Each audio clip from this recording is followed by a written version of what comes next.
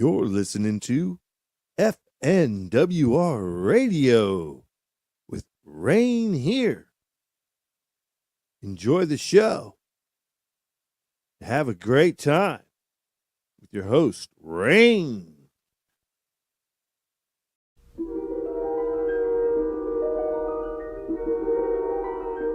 There is a fifth dimension, beyond that which is known to man. It is a dimension as vast as space and as timeless as infinity. It is the middle ground between light and shadow, between science and superstition, and it lies between the pit of man's fears and the summit of his knowledge. This is the dimension of imagination. It is an area which we call the Twilight Zone.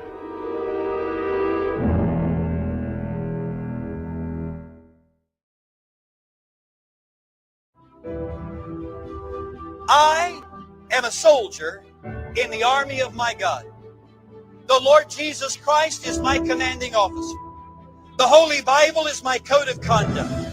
Faith, prayer, and the Word are my weapons of warfare. I have been taught by the Holy Spirit, trained by experience, tried by adversity, and tested by fire. I am a volunteer in this army. I am enlisted for eternity. I will not get out, sell out, be talked out, or pushed out. I am a soldier. I am not a baby. I do not need to be pampered, petted, primed up, pumped up, picked up, or pepped up, because I am a soldier. No one has to call me, remind me, write me, visit me, entice me, or lure me, because I am a soldier. No one has to send me flowers, gifts, food, cards, candy, or give me handouts. I do not need to be cuddled, cradled, cared for, or catered to. I am committed. I am a soldier. I cannot be discouraged enough to turn me aside. I cannot lose enough to cause me to quit. I will win. I am more than a conqueror. I will always triumph. I can do all things through Christ, which strengthen me. Devils cannot defeat me. People cannot disillusion me. Weather cannot weary me. Sickness cannot stop me. Battles cannot beat me. Money cannot buy me. Governments cannot silence me. And hell cannot handle me. I am a soldier. Even death cannot destroy me. For when my commander calls me from this battlefield, he will promote me to captain and then allow me to rule with him. I am a soldier in the army. I am marching. I am claiming victory. I will not give up. I will not turn around. I am a soldier.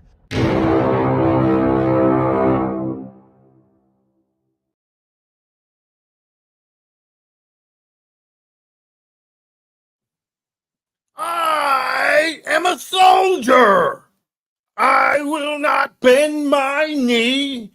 I will not bow. And I will not be a pussy in the face of darkness, because I am a soldier. Rain here. Wayside says, Rain here. Aloha, brother. Thank you. Much mahalo, brother. Wayside, you as well, Edward Frankowski. You know the deal. I'm here, but not here. Bobby Townsend. What is up, good people? Rain here. Sup, glitches? The glitches are real, glitches. How's everyone doing tonight? Hope everyone's doing good. We have, looks like 11 folks in the house. Let's go through the list. Let's check it. We got When Mullet says he's driving. We got Shabo Mofo, yo Mullet. What is up, good people? Buckethead in the house. Yep, we got who else we got in here? When Mullet, Rain, right. Edward Frankowski, let's go. Wayside, aloha, ikomo mai. Hello, come inside. Yes, everyone come inside. Hydroponics are done better by Alan, Father Alan. What's going on, everybody? Aloha, right? Wayside as well. All right, so hold on a second here. We're gonna get some music going, man. We need some music in the background. So, yeah, been a kind of wild week, I'd have to say. A wild week. I don't think that's the one I want. All right. So, let me see here. Check the chat some more here. Island Ghost, what's up? Shava Mofo, how's the reverse engineering going? What's he reverse engineering? Some Bitcoin machines? Great airdrop, rich ducks. To the moon, Lambo. That's awesome, man. When Mullet's always doing something, right, Alan? I think When Mullet, is it When Mullet or Shabo? I think it's Shabo's got the Bitcoin. He's got Bitcoin machines. Who else we got here? Oh, we got Monica. Monica, what's up, Rain? How's it going? How are you? Hope you're doing good. Wayside says, Rain here. Aloha, brother. Always, dude, always. Pay me an XRP. What's up, crew? Yeah, much love to everyone. Hope you guys have made it through the week unscathed. Not too much damage from the Matrix, damaging your brain and your cognitive abilities to deal with this freaking psycho world. We're living in a psycho world, man. With a bunch of psychobabble. Yeah. Shava Mofo didn't start yet, but been busy building and installing. Maybe next week. Island Ghost Stephanie. Oh, going to be installing some Bitcoin machines. Is it Bitcoin? Bitcoin going to the moon, Lambo. To the moon, Lambo. What's up? Pulling 100% moon, Lambo. And Shavo says Bitcoin. So he's down with Bitcoin. He said clunky and junky. Clunky and junky. So are you talking about Bitcoin, clunky and junky? Yeah, you hit it on the head right here, Alan. We're living in the upside down world. Rain, that's right. This world is crazy. Okay. I know you just kind of have to laugh at it. I mean, it's gotten to the point. It's literally we're living in we said it many times. We're living in the movie Idiocracy, and it really is Idiocracy going freaking hog wild. Oh my God, it's nuts. It's freaking nuts. Let's see here. Bam. I don't want to be so big up on the screen. Thought it was Bitcoin. Yeah. Oh, Bitcoin? Is that Bitcoin? Bitcoin. Oh my God, dude. What's this? XRP machines now. Yeah, no shit. XRP machines. Skinny mini. A skinny mini. Yep. Ralph Cooper says, I thought it was Bitcoin. It could be like freaking the band Korn, get your Bitcoin. They come out with their own token. It'll be called Bitcoin. So you gotta change that C to a K. Bitcoin. Buy your freaking Bitcoin concert utility token today, and you'll get free airdrops. Just kidding. Oh my God. Monica says it's like trying to escape the Truman Show. Yeah, it's literally like escape from fucking New York, man. Soon the world will be flipped back on its head. I agree. Yeah, I agree. So I'm not what they call. I don't even like the term black pill because I don't know. It sounds distorted as far as between the red and the blue. I guess the red and the blue makes green, right? So you mix it up. Anyways, yeah, if you go black pill, you could really get depressed because you think that all the plans that the wicked plan that they're going to come true.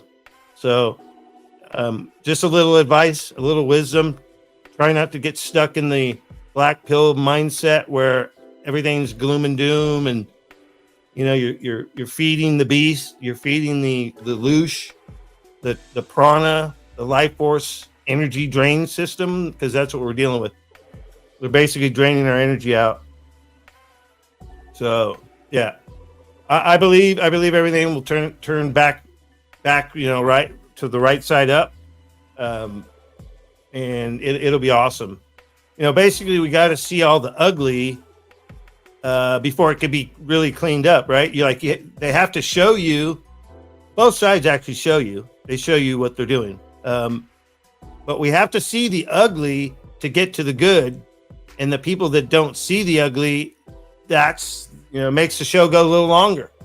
So I won't say enjoy the show, but yeah, the show's running. We're watching it, and I keep praying that we get to the damn credits. Roll the damn credits at the end. Let's get to the end of the movie. Let's see all the heroes. Roll all the heroes out. Let's see them. Let's see them get their awards and their praise, and then show us also the zeros, because some of the zeros will be people that we thought were on the good side, and vice versa. So that's what I think. Sean T in the house. What's up? Sean Thompson with WZUP Radio. What is up, good people? Sean T here. That'd be a cool radio handle. What's up? What's up radio? WZ. You're listening to WZUP in Georgia. All right, let's get that up on the screen. That's pretty cool. What's up? What's up? What's up? Good people. Oh, I love it, man. Who wants to come up? Who wants to come up and join me up on the big stage with all the big people, the big people of Rippletopia? Oh man, definitely would love to get some feedback on some stuff. There's a lot to be discussed. I'm not going to get into everything that's going on in the world because it's just so crazy. You're so crazy. So, what's up is from the Martin Show. Oh yeah. Was it? Yeah, the Martin Show. That's funny shit, dude. Then they had the crazy neighbors that wouldn't they come like through the window and shit? You come through the window, you'd be at your window. It's like a building. I swear I remember that someone would be coming through the window. Right on. Yeah, I know a lot of people eating probably at this time. Maybe having a late dinner, right? Alan says he'll grab his laptop and join in. Oh, we got DJ. We got, what's up, 173? Or I'm sorry, 173. 179. What's up, buddy? Hold on. What we got? All right, we got two folks now. Two folks in the building.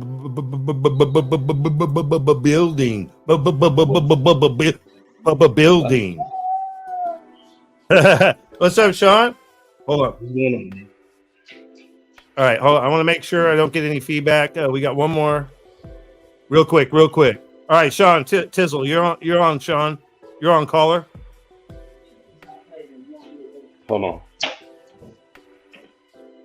Hold it now. Kick it. What's going on, bro? How you doing, man? I wanted to give you since you're on here now, I want to give you your airtime on ETHgate. What do you think about what BitBoy Crypto said? He actually looked like he was saying, I don't know if you saw the video, and he was talking about the list. I wanted to talk about this recently about the list. There was a hit list of influencers or whatever in crypto. And one of the top of the list, supposedly was Vitalik, which is it's funny to me. I don't know how you could be on the list when he bribed everyone. Go ahead, Sean. Yeah, you talking about the Stephen Narioff list? Yeah, right, exactly.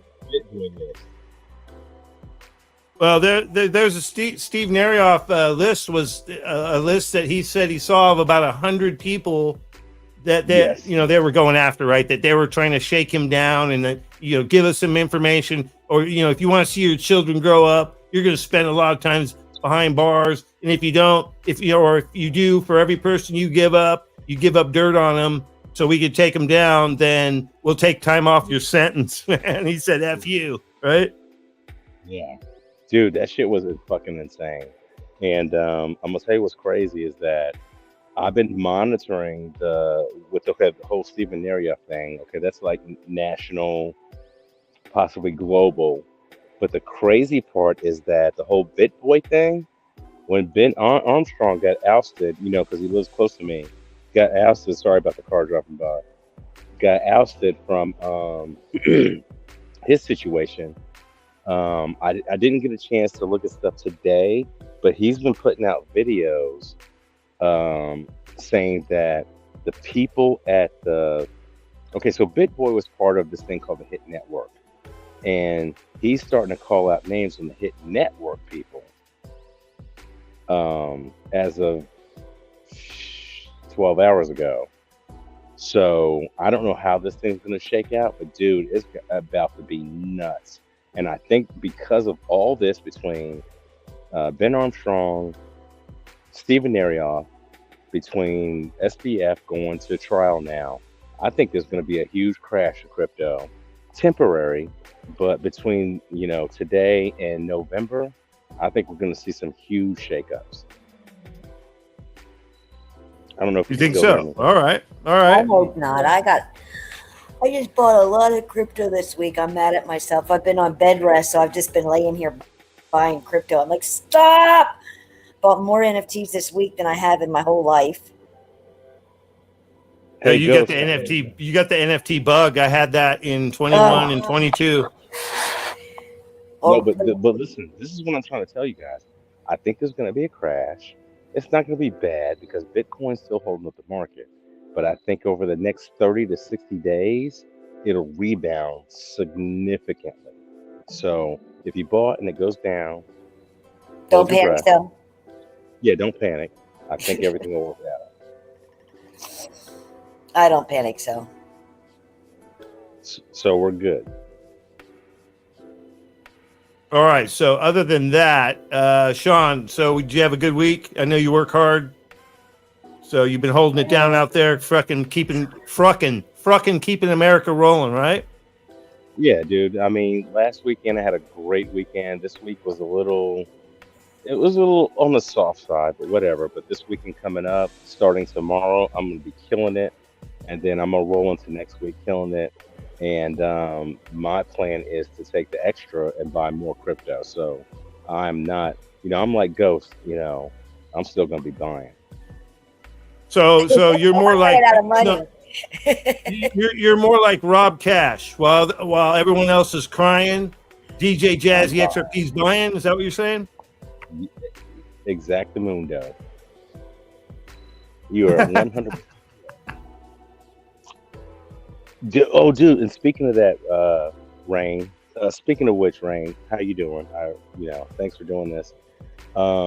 Rob Cash was at the proper party, and I haven't heard him or seen him on Twitter, YouTube, or anything else for a couple of years. So the fact that he's still in the game, that speaks volumes. Yeah, actually, you're right.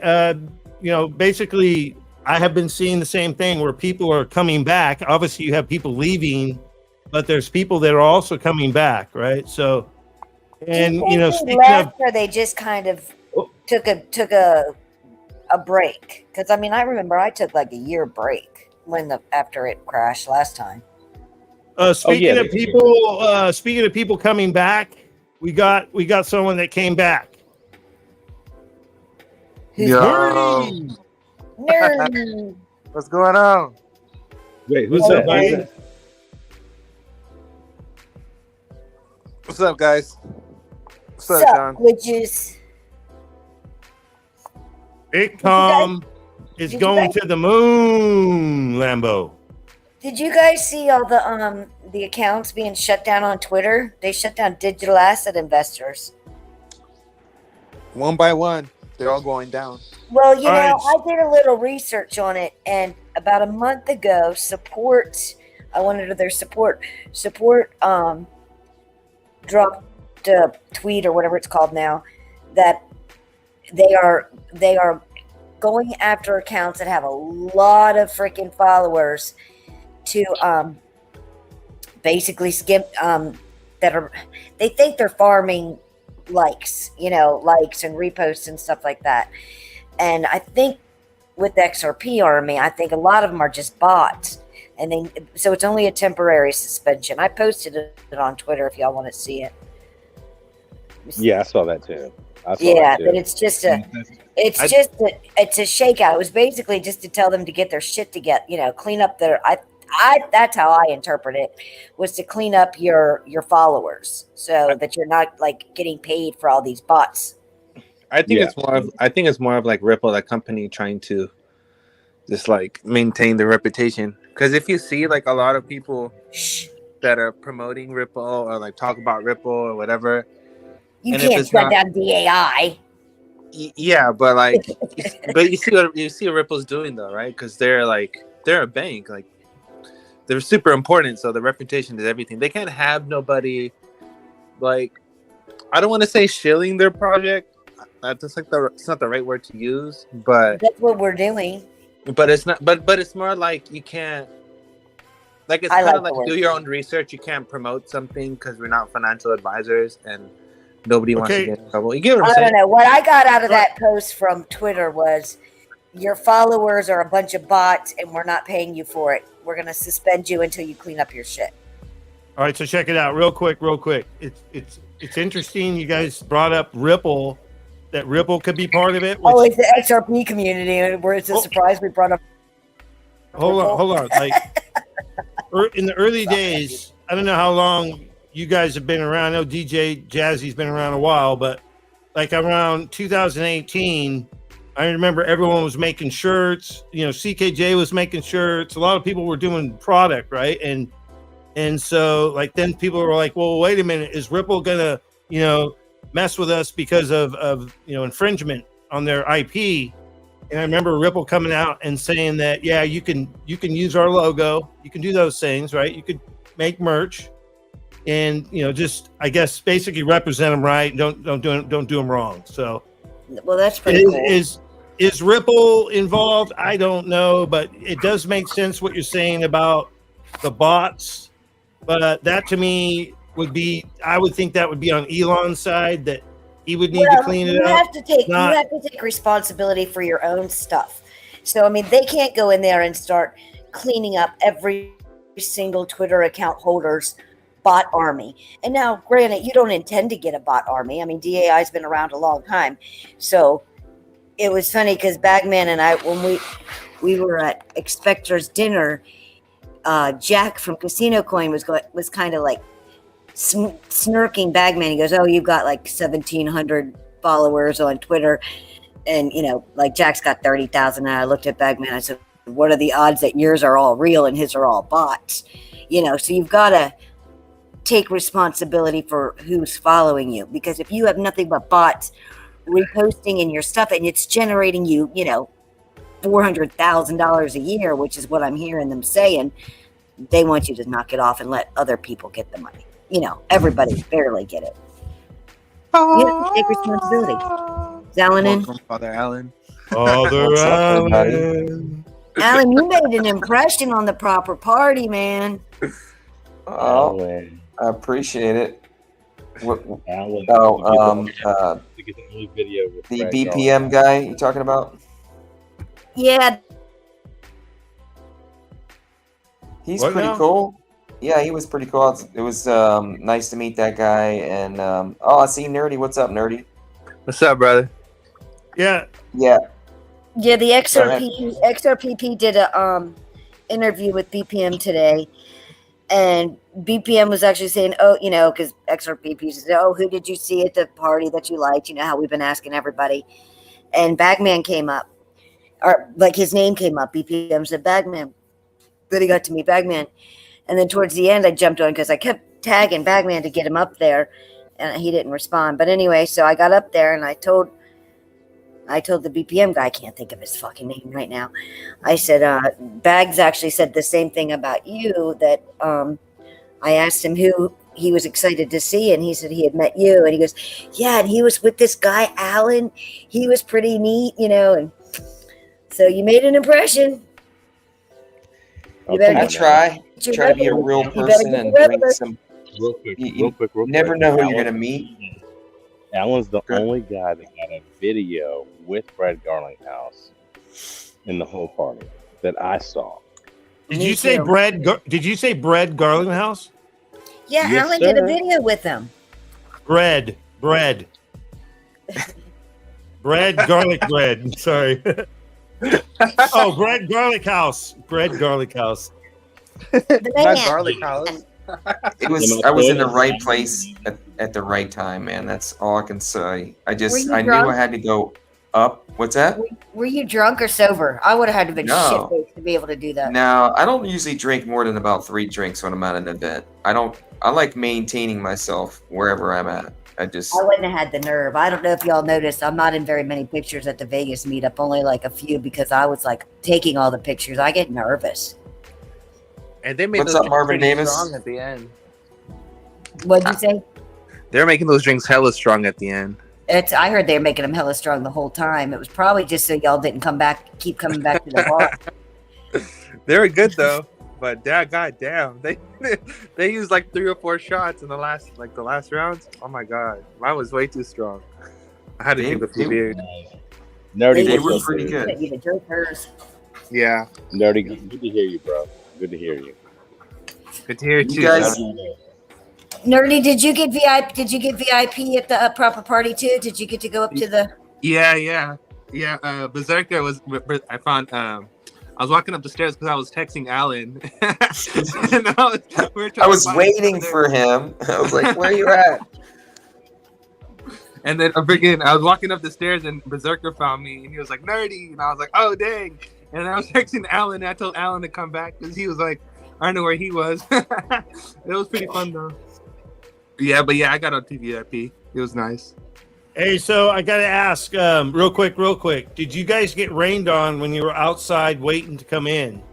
Yes. No, it wasn't that bad. It was like sprinkling. It wasn't. Yeah. It was. I gotta say that the seas and the skies parted for the XRP Army, man. It really is true. Because if all you saw were the videos that were coming up, you'd be like, "Oh, those guys are screwed. They're gonna get drenched. They're gonna fucking go in there. They're gonna be like a bunch of wet dogs, and putting some drinks down." I think the proper party was in Manhattan, unless I'm wrong. Yeah, all the rain and stuff was in Queens and somewhere else. Right. Lower boroughs and stuff like that. Just where it normally gets flooding. That's where it was. I didn't get my feet really wet hardly at all. I mean, there's puddles and stuff, but it was fine. I walked around the city the day after the party. I walked around the city where I was at in Manhattan. It was fine. Yeah, but man, I wish like Rain said, the skies parted ways for you guys, and then afterwards it was all sunshine. Yeah. We brought the liquidity for sure. Yeah, that's crazy, Right? dude. They had on one of the videos. It showed water coming through the subway and shit. Water coming down the stairs. That's crazy. When you're changing history, things happen around you. Yeah. Yeah, so Got it. have you You guys? said it, Father Alan. Have you guys? Obviously, most people have heard about the $10,000 XRP prediction, and I don't know. You guys might not remember Jade. It was Jade Martian. He was from back years ago, and I was on the zoo with him originally. We did a show together on the zoo. It was like probably 2018, 19, something like that. I remember him talking about $10,000 XRP, right? And so at the time, obviously there's clickbait, right? And people want to get, he was like trying to, make money on YouTube. and he threw it out there. And, a lot of people were like, it's clickbait, and blah blah blah. You just giving people hopium, and it's starting to make more sense now about the whole $10,000 XRP. And we've talked about it for a long time. A lot of people talked about drops. We've talked about bits, which in a Bitcoin there's 1 million bits. In XRP there's 1 million drops, right? And how basically it would be, if there's 1 million drops, then it could be $10,000 worth of XRP, right? It's crazy because I don't know. I was thinking about it the other day that, what's up, Crypto OG? I was thinking about the other day that with China requesting $10,000 gold, right? And then Jim Willie coming out and saying, yeah, gold's going to be $10,000. And then when you take the $10,000 XRP thing, and then people were saying, yeah, gold, backing currencies, right? And a basket of assets. I mean, to me, it makes sense. I don't know how long it takes to get there, but what do you guys think about that? I think you're right on, especially silver too. And then I think one of the undervalued assets is platinum and palladium. Like, we haven't really heard anything about platinum and palladium for a while, honestly. I think that's another asset that's going to be used for space travel and everything else. You're going to need those really high heat, expensive metals, and that's like the next grab. I mean, that's what we should be diversifying into as well. You got to think we're going to be using industrialized metals and diamonds and everything else. So why not buy minerals that are going to be around forever too? I wish we could. Okay. Mercury is dangerous, but I mean to tell you, I know they're making all the AI with mercury, but you can't hold it. I don't think mercury's that dangerous. So what I think is that I gave it to. No. It's one of the most dangerous substances on the earth compared to like nuclear waste and shit. As we're told. Years ago, when I was really into the whole AI, started with the AI stuff and following Elon. And they were saying they were using quartz to make, the cyborgs, I guess is the best way to say it. That's what they were using, quartz. And I'm like, man, that's what I need to invest in. But you can't hold it like you can hold gold. Not quartz, I'm sorry, mercury. I said that. Okay. Yeah. That's what I thought you meant. Sorry, I went backwards. All right, so hold on. Hold on. I want to hear everyone comment on the $10,000 XRP. I don't even speculate. You got 3 seconds. Do it. I'll go. Do it. All right. No, I got it. I got it right here. Hey, Nerdy, give me a second. All right, go. I think you're going to have to reevaluate gold in order to balance the budget, if you will, globally. And I think that's going to make gold, let's call it $10,000 an ounce, which is going to suck if you want to buy an iPhone. But when you do that, if you have a digitized or a token, it's going to have to reflect the new valuation of gold. And remember, gold has been undervalued for probably 50 years. So once that happens, that'll provide liquidity for the whole system. And I'm done. All right. So here's my thing. You guys ready for this? Oh, yeah, I'm ready. Okay.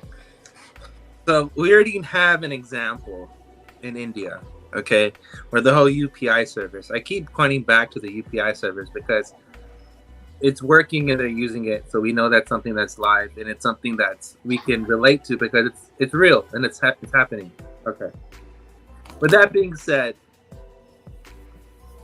for currency revaluation, I say the Treasury Department themselves releases a dollar, whether it be digital or physical, it wouldn't matter. Reason being that it doesn't matter is because it's the network of which the money is traveling on is what, Ripple and everything else is. So how you have your money, it comes down to liquidity at that point, right? Because you have buying power. Now, that's why I believe where Rain is saying about the gold stuff, because constitutional wise, it's only gold and silver as currency, right? As legal tender. So it's legal tender in a digital form, from my understanding. You know what I mean? So just like UPI service, you have digital notes, right? But you have the option of redrawing those digital notes to physical notes from an ATM. Now, the serial number so there'll be a set serial number of supply of physical notes, and then a set serial number supply of digital notes, and that's how you cover the basis of not too much currency being put out, whatever. And then that's basically your new monetary system. From my understanding, because that's exactly what India is doing, would be probably along those lines, something like that. Okay, so kind of going along with what you're saying about the serial numbers, have you guys heard about the silver coinage? It has a little nick in it or some kind of little notch. And then obviously we talked about the coin machines recently, how one of them was being demoed in a bank and the new coinage was going to be silver, right? And then the way that they would know that the coin was real or whatever, I guess going through a machine, if you were using it through a machine, would be that little notch. I don't know. It's kind of wild, but supposedly that is a tracking. It's like a tracking system, right? To where you know that they're not printing more than what we have, kind of thing. Okay, so on the tracking feature, right? What you're talking about? Hold on, I'm trying to find it right now. So they actually have. So I think it's on the pump bars or whatever bar. So on they actually have this new technology on some of the bars. I forgot what it's called exactly. You talking about gold bars? Yeah. So on the bars themselves, they have a tracking feature called something ID, and then that's how they know. A chip. Yeah, you guys know what I'm talking about, right? Yeah, like VChain has a tracking system for all logistics and everything. Okay, that's VChain, but I'm talking about. So does Stellar. Stellar does, yeah, too. No, forget about the network, any kind of crypto network. They already have. You're talking about a physical thing? Yeah, on the physical metals, there already is a tracking. Are you talking about our treasury, or are you talking about something that's European, or where is that? Is that here? Yeah, it's everywhere. It's part of precious metals. Like when you buy new precious metals today.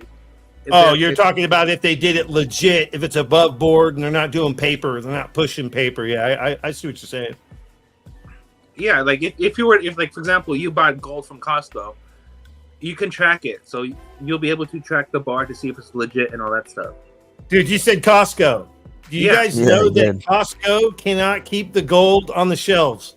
The gold is flying off the shelves at Costco. That's when you know we're end game right now. We're so close, everybody. I didn't even know they sold gold bars. Dude, they can't keep it on. They can't keep it on the shelf. Doing it. I think it was like last week. Well, silver is going to be a very undervalued asset right now. I mean, look, it went down pretty good in the last 3 years. Like it was like $30 in 2021. Now I'm mad that I never 20. panned any silver when I was out in Vegas. I heard that's like one of the best places to go pan silver. Yeah, just to even out in junk silver, I think is going to be worthwhile in the future when fiat currency's worthless. I think a piece of silver would be way more money than a piece of fiat toilet paper. You can even use it for toilet paper. I mean, it's going to be that worthless. So silver and gold, I definitely think is a good diversification. I was going to say, Woo Woo Dude, if you guys watch Jason F.N.W.R and Woo Woo Dude, I talk about him a lot. Woo Woo Dude said that Spirit showed him $50,000 tubes of silver. So that's like 20 rounds. So a 20 round tube of silver will be 50,000 at some point. But you won't like what the world looks like at that point, is what was said. Probably not. Eli. Yeah, what's up, Alex G? Dude, much love, much respect. Much love, much respect, Alex G. Old school, old school. Alex G, old school. Go ahead, guys. So they changed the name, the XRP Plus to XAU because the interfaces wouldn't accept the plus. Like it was screwing up all these computers. So Zal is not XRP Plus anymore. Really? Yep. They So just what's that, the they just did automated it like money 2 hours ago. maker? What's this new addendum, and how does it add The more? clawback. It's a Which one? The clawback? AMM or the clawback? They're The voting on the AMM. clawback. The AMM I'm completely impressed with. I've been following it for years. Matt Hamilton, he actually created that code years ago. And when the XRPL, I'm going to tell you a little old school shit now. When the XRPL was first launched and all that manipulation was going on, that was all trading bots that were spun off, that was forked off of Matt Hamilton's original bot. Now, that bot was originally put in as a market maker. That was the original plan for it. But they did not expect what happened, which was everybody took that fork or took that code and forked it and started trading it and manipulated the fuck out of the XRPL. So Matt was told to basically release the Kraken, and he implemented the AMM onto the XRPL. Now, to run an AMM is a good thing, but at the time, he didn't announce. Nobody knew what was going on. Everybody's like, why did we just go from 500 exits to nothing could move more than, a little bit at a time.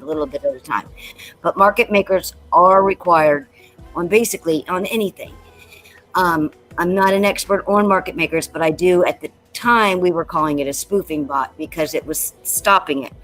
But just recently, the AMMs are now being implemented and they're being voted on to be used as a function. And from what I watched with David Schwartz is that you want to use the AMMs for trading. If you become a market maker for these projects, and Crypto Red Eye, he just did it all last week. And he said he'd only been running his AMM for about 24 hours.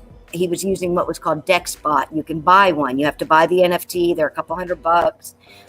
And then I don't know. I haven't done it, but I'm just telling you what Crypto Red Eye did. And he said he is making about 1.5 XRP per hour running this bot on the XRPL.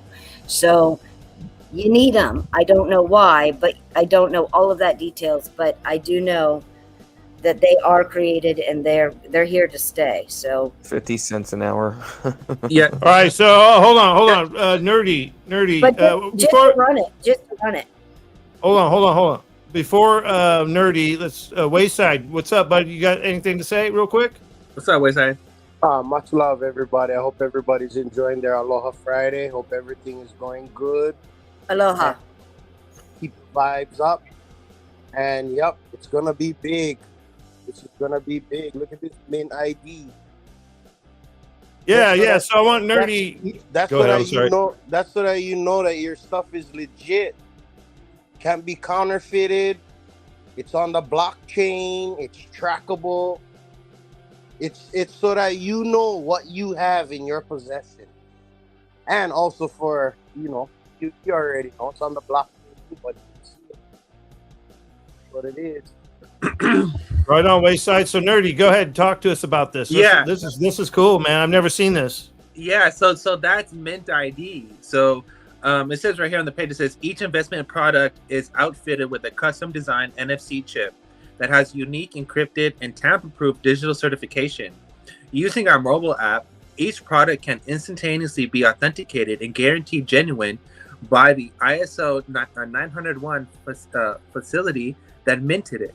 So this is how you have physical metals that you can trace, track and trace. Think about it. Like if you were to go to,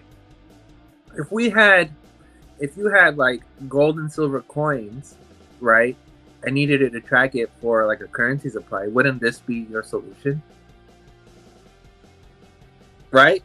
Yeah, so, dude, it'll tie into everything, really. Exactly, and it's legit. You know what I mean? Like, dude, we're moving into. I was telling someone I know the other day, get ready because we're literally moving into the Jetsons, or you could call it Star Trek, but we'll just say Jetsons because it's more fun. Yeah, you know.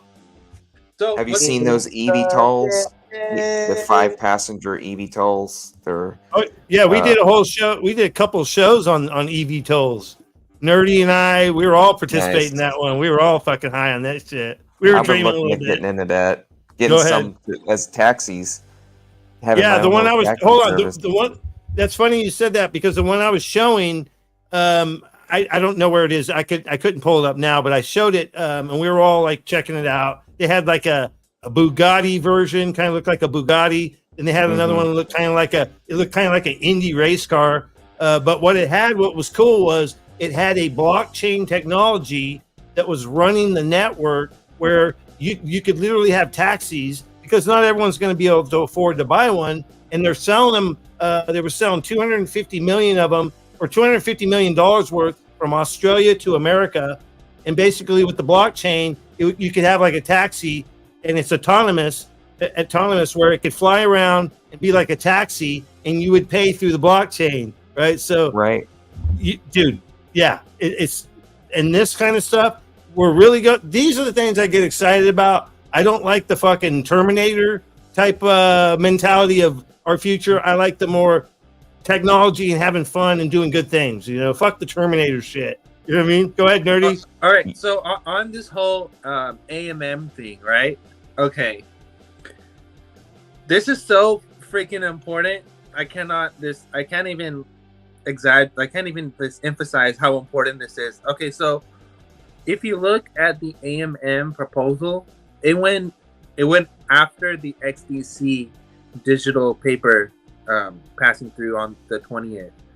So the reason why the XDC proposal is so important and why that relates to the AMM proposal on the XRP ledger is because that's how you buy and sell and trade bonds. Simple as that. And then if you can trade, what was it 17? I think it's like 17 trillion or something like that, just in bonds alone. And then now everything is digitized through the XDC platform, and you can actually trade debt on the ledger. I mean, that's huge, man. That's massive. That's a game changer. It is. It definitely is. So, if people are actually paying attention to what is being set up through like partnerships and different rails or whatever, they're literally they're digitizing and tokenizing the whole infrastructure. So you have your whole healthcare system, and now the biggest thing is debt, right? Because if you can digitize and transition debt in the whole derivative and bonds market, then everything else is just going to follow through. It's just going to come online, right? Because all the money, there's more debt than there is actual money. So I think that's kind of what I was getting at. I mean, okay, so the basics of it, and Nerdy is absolutely right. If you get in now with these XBots and you can start learning how, and you were just saying 50 cents an hour, whatever, but if you can start figuring it out at this level, can you imagine if you are part of the DEX trading as they're trading debt? Money. Yeah, it's a lot. We have to understand that there's a $1 quadrillion bubble, debt bubble that's about to burst. So it's not okay. One thing about money is that money never disappears. It just transfers hands from one person to the next. So it's where is all this debt money gonna travel into? My hands? I'll take it. Is it traveling to your hands? Are you willing to take it? You know what I mean? So, I mean, this is the bittersweet part that we were talking about years back, is the fact that the economy is changing and society is evolving and all this stuff is happening, but it's bittersweet because it's like the wealth gap, it's like the people who have no clue what's going on, they're missing out on all of this stuff. But it's like us who are talking about the stuff. Exactly. Thank you.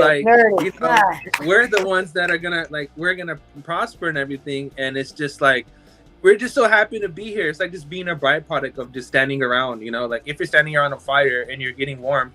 I mean, you didn't make the fire, you're just collecting the warmth, it's the same shit. We're just capitalizing on whatever the opportunity that's happening. The more you learn, the more you earn. Yeah. We are fucking early to the party. We're the ones hanging out in the corner. We're hovering around the keg. You know what I mean? It's a $5 entry fee. Fucking bring your own cup, and there's a keg. If you want hard alcohol, you got to bring your own. If you want some herbs, you burn your own. But we're at the party. We're early, and it's good. It's all good, people. Yeah, I think the main thing is like there's one thing of being into crypto, and there's another thing being into utility projects, and then there's another thing understanding how everything works and how it all goes together. Like there's so many maxis in the space, man, and there's so many there's so many people who are just like, I have this one thing, this one project, this one network, and I'm gonna dedicate my soul and life to this one thing. And it's like, nah, bro. It's like interoperability is like the main thing here. It's like they're all gonna work together. Everyone's friends. They all have something that the other person doesn't have, and that's what makes interoperability so great, right? You said it. Hi, lady. I see she's in the chat. Yeah. But you're right, nerdy man. It's like it's not just one chain. I mean, yes, of course, XRP is the standard, but you need to know how to do all of this stuff. And I mean, you don't need to, but if you want to take the time just to learn a little bit of something, you can get in now. You know, at passive income, there's a lot of passive income to be made. The Evernodes right now, I'm trying to learn the Evernodes before it launches. If you get in with Evernodes, you know, they're talking, I can't remember the number, but if you get in it with Evernodes now, you'll get paid for like the next 100 years. I mean, they've got it escrowed into that. So there's just a lot of ways to make passive income. Just find your niche and do it. Find your niches, glitches. That's one thing about like, that's one big thing about like the whole, a lot of people are saying, oh, I'm going to sell my XRP and I'm going to do this, I'm going to do that. But if you truly understand what's happening here, then you understand it's like the coins and the tokens that you hold, you can stake it. Like you can provide liquidity to other central banks and people and collect interest and then get paid in XRP and then reinvest that same XRP. And it's like, keep the circle going, like compounding your own interest, you know? And that's just passive income. And that'll just happen forever. So, you know, and a lot of these projects that we've all got airdrops on years ago that kind of been still, they're starting to do some big shit. Casino Coin, man, they're moving. They've started doing live poker. It was funny, Jenna. I couldn't get in. My computer wouldn't let me in on the game. But me and XRP Jenna were talking. She goes, oh my God, be so glad you didn't get in. I was playing with the pros. I lost 100,000 Casino Coin in like half a minute. So you know, be careful who you're playing with. But if don't play with Daniel and Jack, obviously. I was like, oh, I'm so glad I couldn't get into that game. She goes, oh, it was scary how good they were. But if you guys start finding go back to your bag, look at your old look at some of your airdrops, go check out those projects. Sometimes they want, right now they're doing things, they need beta testers. You can earn some serious rewards. I earned a lot of rewards this week playing in bed rest, just fucking around. I literally testing for different people. I literally receive rewards from Casino Coin every single day.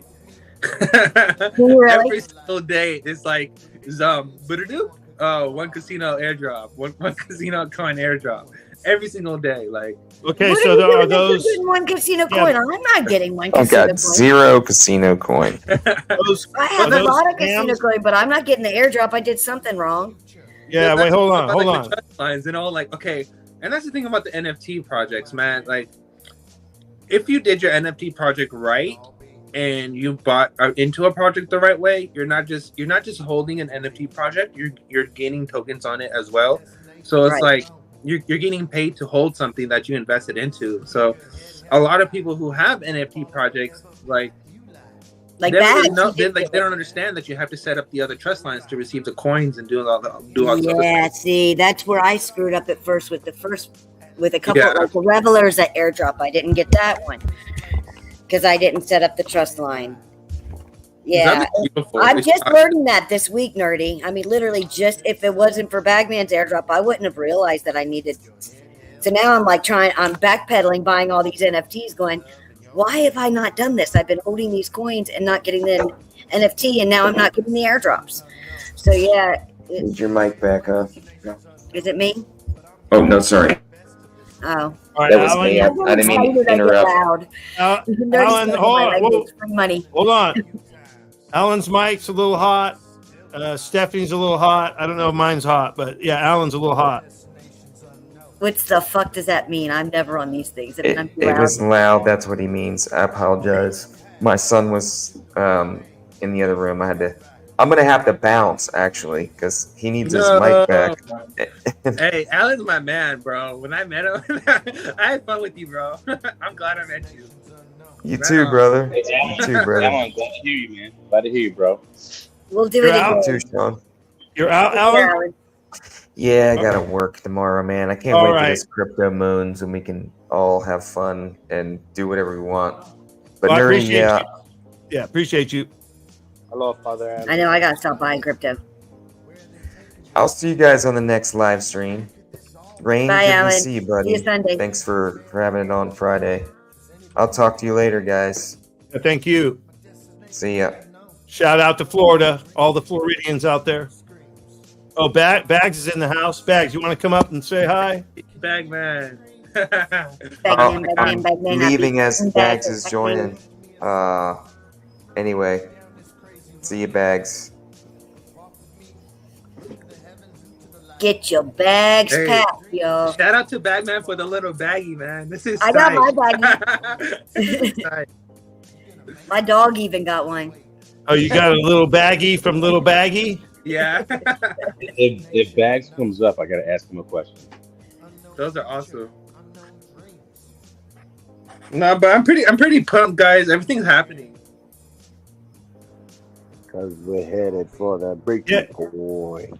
Yeah, it's a wild time right now, man. Anything's possible, guys. Like anything could happen at any moment in any arena that you want to talk about, right? Any of the highly contested arenas out there in our world of life, right? Whether it be politics, freaking finances, the economy, it's crazy, man. So Yeah, anything can happen.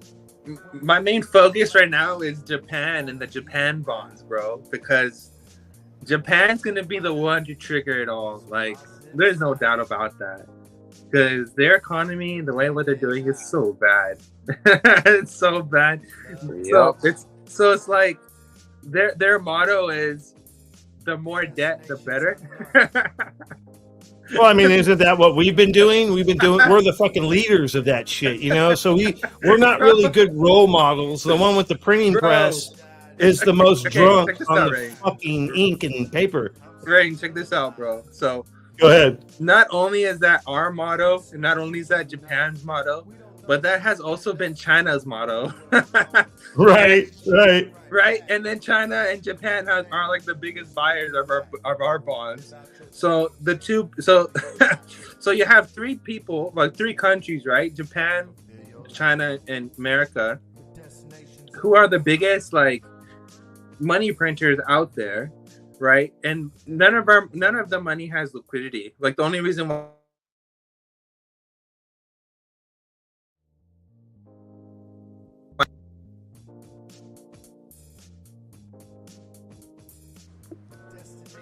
Hello.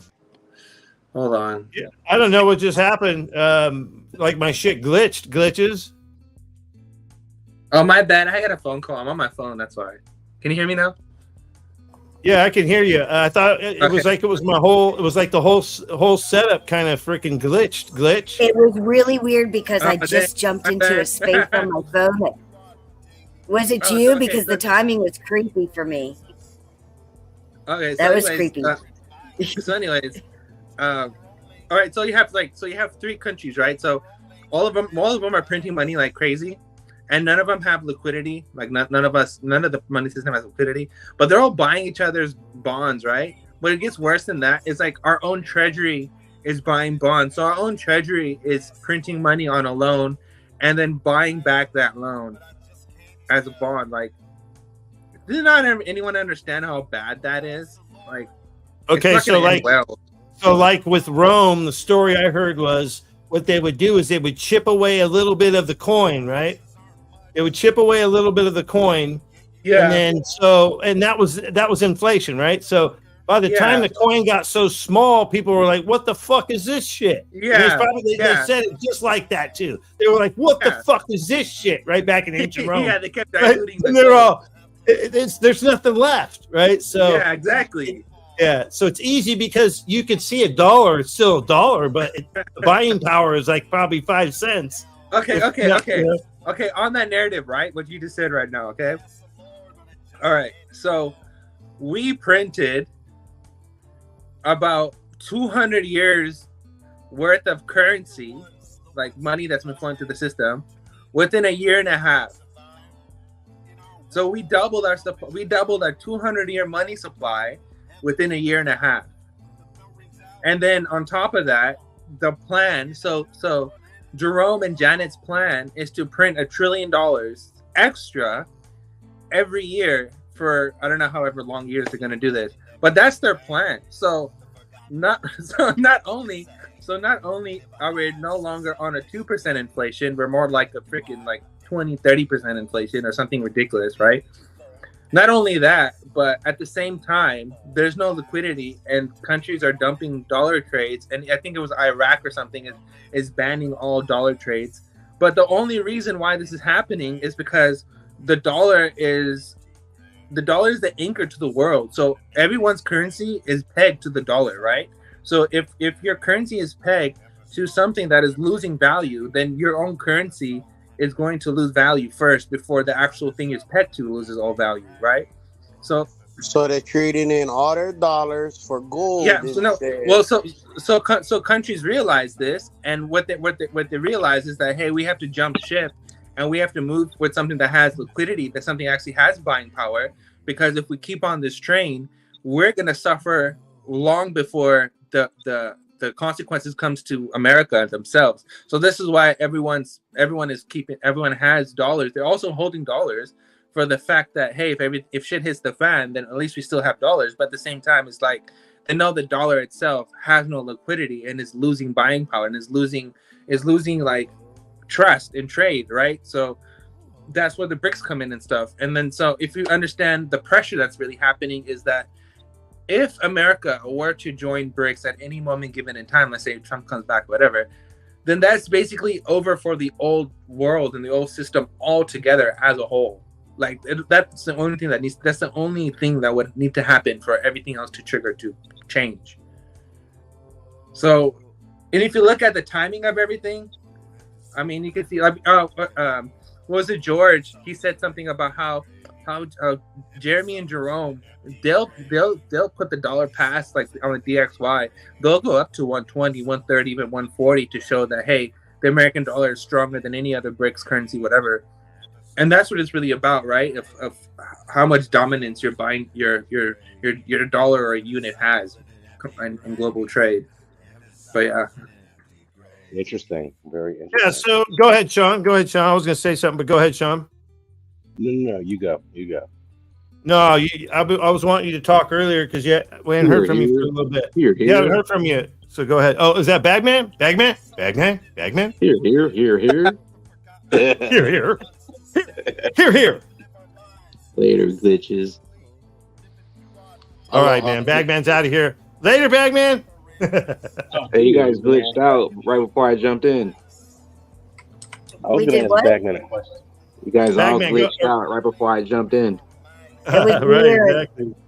That was weird. Yeah, Bags, I was going to ask you a question. Dude, I tried to call you the other day, and I just got to tell you this. The last couple of videos you did, and this is a side note, and we'll get back on what Nerdy was talking about, is that when you do your videos and the music's in the background, it adds a whole nother element. And the only people that have ever done this is you, Berserker, and Uncle Buster, and Rain. To have the background music, it provides such a unique flavor that it makes it even more watchable. Even if you do a video, and I've already scrolled on Twitter and got all the information, but then to hear you do it, sorry about the car passing by, is that when you do it with the music, it's like totally different. So I appreciate you. I want to add on that. I've been watching it on my TV again too, instead of on my computer or on my phone. And there's so much going on in your videos. I forgot why I stopped watching it on my TV. I recommend everybody put it on the big screen. Bags has got all kinds of shit going on that screen. Yeah, he does. Yeah, I to this day look at some of his videos and like, how in the fuck is he doing all that? I don't know what program he's running, but Streamlabs or something. I don't know, but it's pretty cool. The SpaceX program. SpaceX. Don't be saying that on the tape. Highly advanced bitches. Bags, Rain, and Berserker are the only guys that have ever done it. And I've been watching YouTube videos about crypto since early 2018. Nobody does what you guys do. I've always ran I've always ran my own instrumentals in the background. Oh, dude, you're gonna be. Yeah, I was gonna say, so that video, because I showed one of my old streams. I'm gonna have to bring some of them up again, but I showed my old stream. It was a couple weeks ago, and it was the one from 2019 where I did that highly advanced display. You know, like the presentation with the stuff, the words written on the paper, and I'd show the paper, right? I'd hold it up. It's all really advanced. I was doing my own music. Yeah, I was doing my own music in the background back then, because I remember people would be like, "Hey man, you need some music in the background, right?" And I didn't know what to really run. I remember because I had music running in the background. I'm like, oh shit, that's pretty cool. Like, because I kind of forgot a lot of the stuff I was doing. But Bags, it's taken it to the next level as far as like video work and streaming, and everything's been doing the NFTs. It's pretty cool. It's inspiring. Hey, that's over time though. I didn't start off. I found in Bagman's Discord. I know. Bagman's got it Bagman's starts got out a RoboDuck AI in his Discord that I've been playing with. So he shares his AI with y'all. You just got to find it. Hey, I got I don't know if you guys saw it. Elon Musk tweeted it out, and it was the generative AI. Did you guys see that for music? Yeah. And so the first time I saw that was BT. This guy named BT does a lot of music soundtracks. He did like a lot of the Fast and Furious and stuff. And he's with Gala or whatever. But he actually came out with these NFTs where some of those. Yeah, okay. So you know what I'm talking about. So it had like this cool like abstract art where it's just kind of moving in the background, right? It'd be a video, and then it would be a song that is never the same, right? So I want to say he was the first one that broke that out, but now there's a company, and I can pull it up right now. Let me see. Let me find it real quick. Hey, he was actually at the Galaverse event, BT. They were actually showing that. Oh wait, you streamed that Gala event live, didn't you? I walked through it. Yeah, I walked through it live. Yeah. All the little things we had. Hey, real quick. Hey, real quick. You know one thing me and Berserker were talking about at the party? It's going to come to a point where they're going to have to wipe all the debt because there'll be too much. Could that be like the Great Reset? Yeah. No, that's part of the NSARA. That's the NSARA stuff that I was telling you about in that presentation from 2019. Part of that presentation was that the debt would be removed. Yes. That's Jasara. That's Jubilee. That's biblical. That's what I've been saying about the biblical stuff, about every 7 fucking years that they basically make everyone file bankruptcy. They literally force you to because they fucking trap you in the stock market. And then they go, oh, don't, and then they got Kramer out there, fucking upside down world Kramer. And he goes, oh, no, dude, you got to put all your money in these stocks because the fucking stock market's perfect and it's going to go up. And what does that mean? Oh shit, it's gonna crash. But you don't know that because you fucking are drinking the Kool-Aid, right? Like people are drinking the Kool-Aid, right? Go ahead, sorry. 7 years. When you file bankruptcy, it only lasts 7 years. Yeah. It's biblical. Your tax records are only good for 7 years, and you throw them out. Same with bank records in any banking system.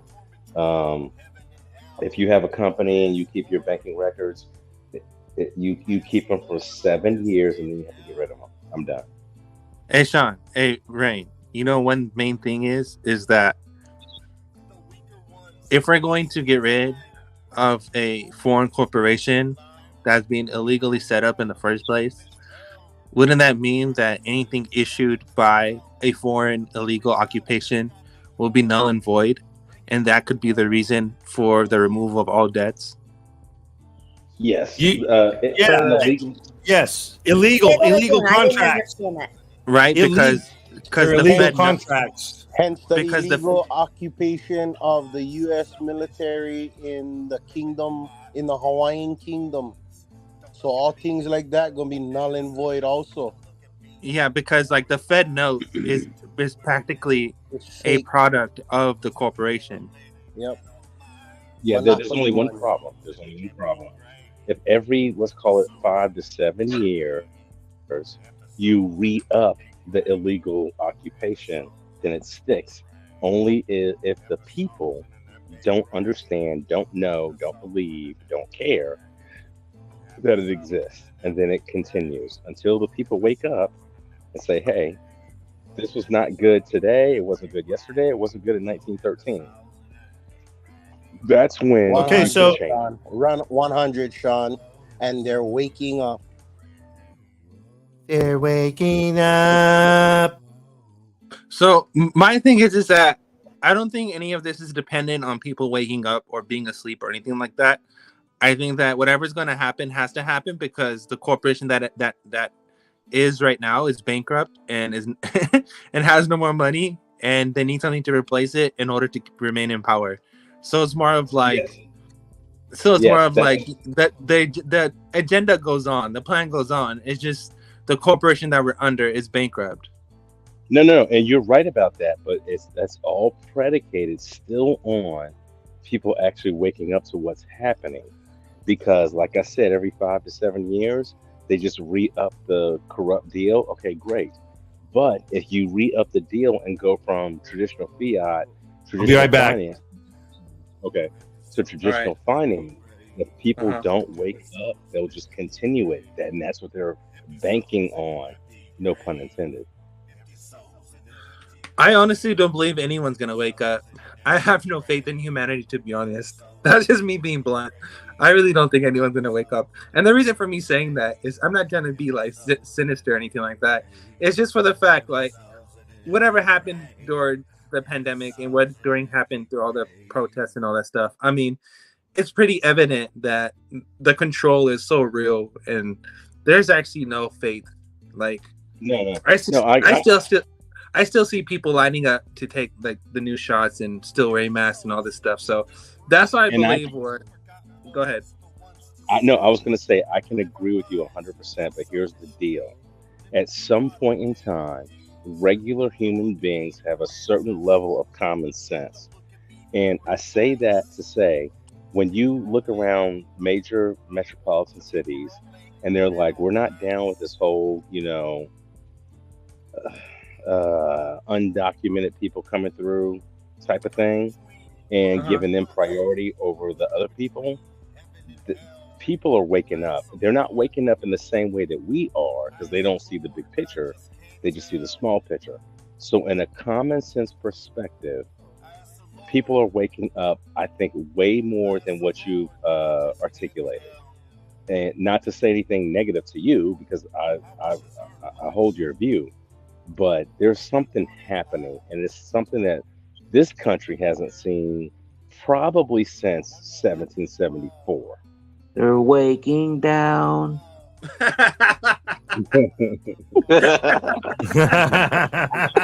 different because it's coming from all factions. I mean, when you hear, the Republican Party talking about, oh, this is bad, that's bad, and then you hear people on the Democrat Party saying, oh, this is bad, we need to change it, and the two factions are on the same page, that's a problem.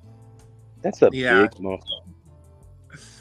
Yeah, I And it's agree. something you can't. That is a force to be reckoned with, and that's something new that the two political factions, in our country haven't had to deal with for a very, very, very long time, and I say at least 100, 150 years.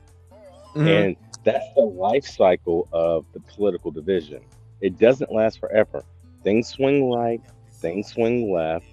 At some point they come to the middle and everybody comes together and is like, whoa, wait, we're not doing this.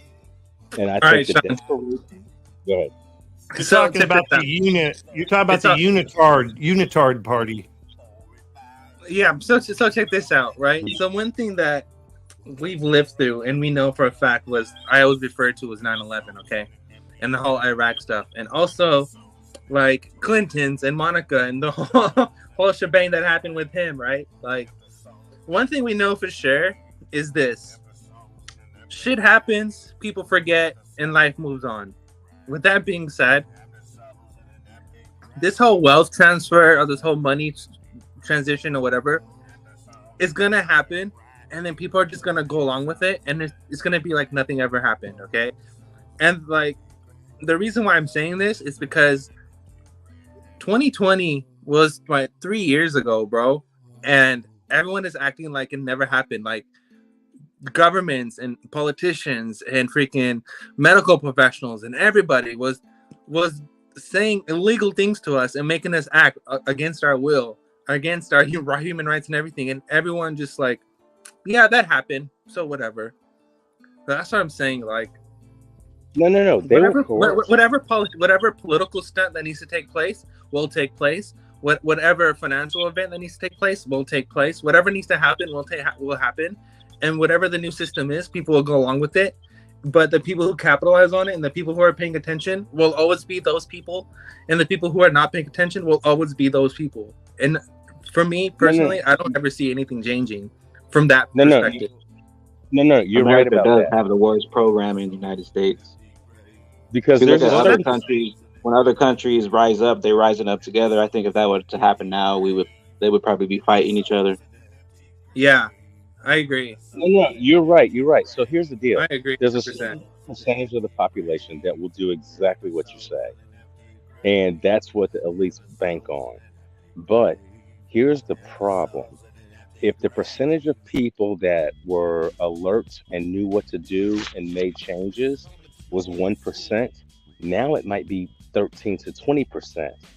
That makes a big difference in everything, because the 80% to 87% that are like, oh yeah, I'll just do whatever everybody else says, they're the followers. But there are the first people, when they see shit is really fucked up and make a change, they're gonna turn quicker than the people like me and you that may have taken 5 to 7 years to change. They'll change on a dime, and that's what the elites are scared of. They're not scared of us. They're scared of us getting the message to everybody else. Sean, do you remember America back in like 97 and like 2000 and everything? You remember how like how there was nothing going on and how everyone was cool with each other, and how like people were openly talking about racism and all this stuff, and we're actually coming together as a country, and then all of a sudden 9/11 happened and everything went bad shit, like back to the way it was. Yep. So what you got to really take into consideration is what Rain was talking about, because during that time frame, Y2K 01, that was all when the Nasara Jassara was supposed to have been implemented. Yes. Because of 9/11, but because of 9/11, yes, it didn't happen. And it was all because of the incumbents that be. It was about them who took this into their hands and stopped it from happening. So now that they stopped it from happening, now it's going to happen on a different exponential level, more than anybody ever can even imagine. Because we went further into the hole that we talking about. Wayside, thank you for that. And to address nerdy. Okay, I went to college in 1988. In 1988, I went to a HBCU, a historically black college in DC, and I started. Now, I grew up in a mainly white neighborhood in Atlanta. Went to a black college, got fed all that garbage. Within about 6 months, I realized, now check this out, I realized exactly what you said. Everybody was getting along, but I kept getting fed this bullshit about how white people don't like black people and this, that, and the third. I even took a class and they talked about how they just talked about some evil shit that white people did, right? And I was thinking to myself, that may have happened 200 years ago or 400 years ago, but that's not my experience.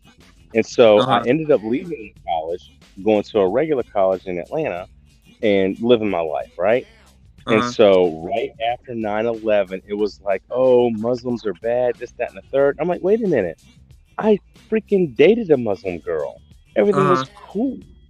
Now, her mom didn't want me to get married to her because the different religions. I get that. Yeah.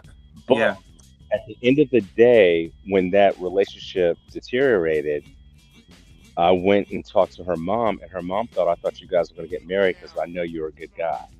Mm-hmm. She was willing to let her daughter marry a non-Muslim person and live a regular life.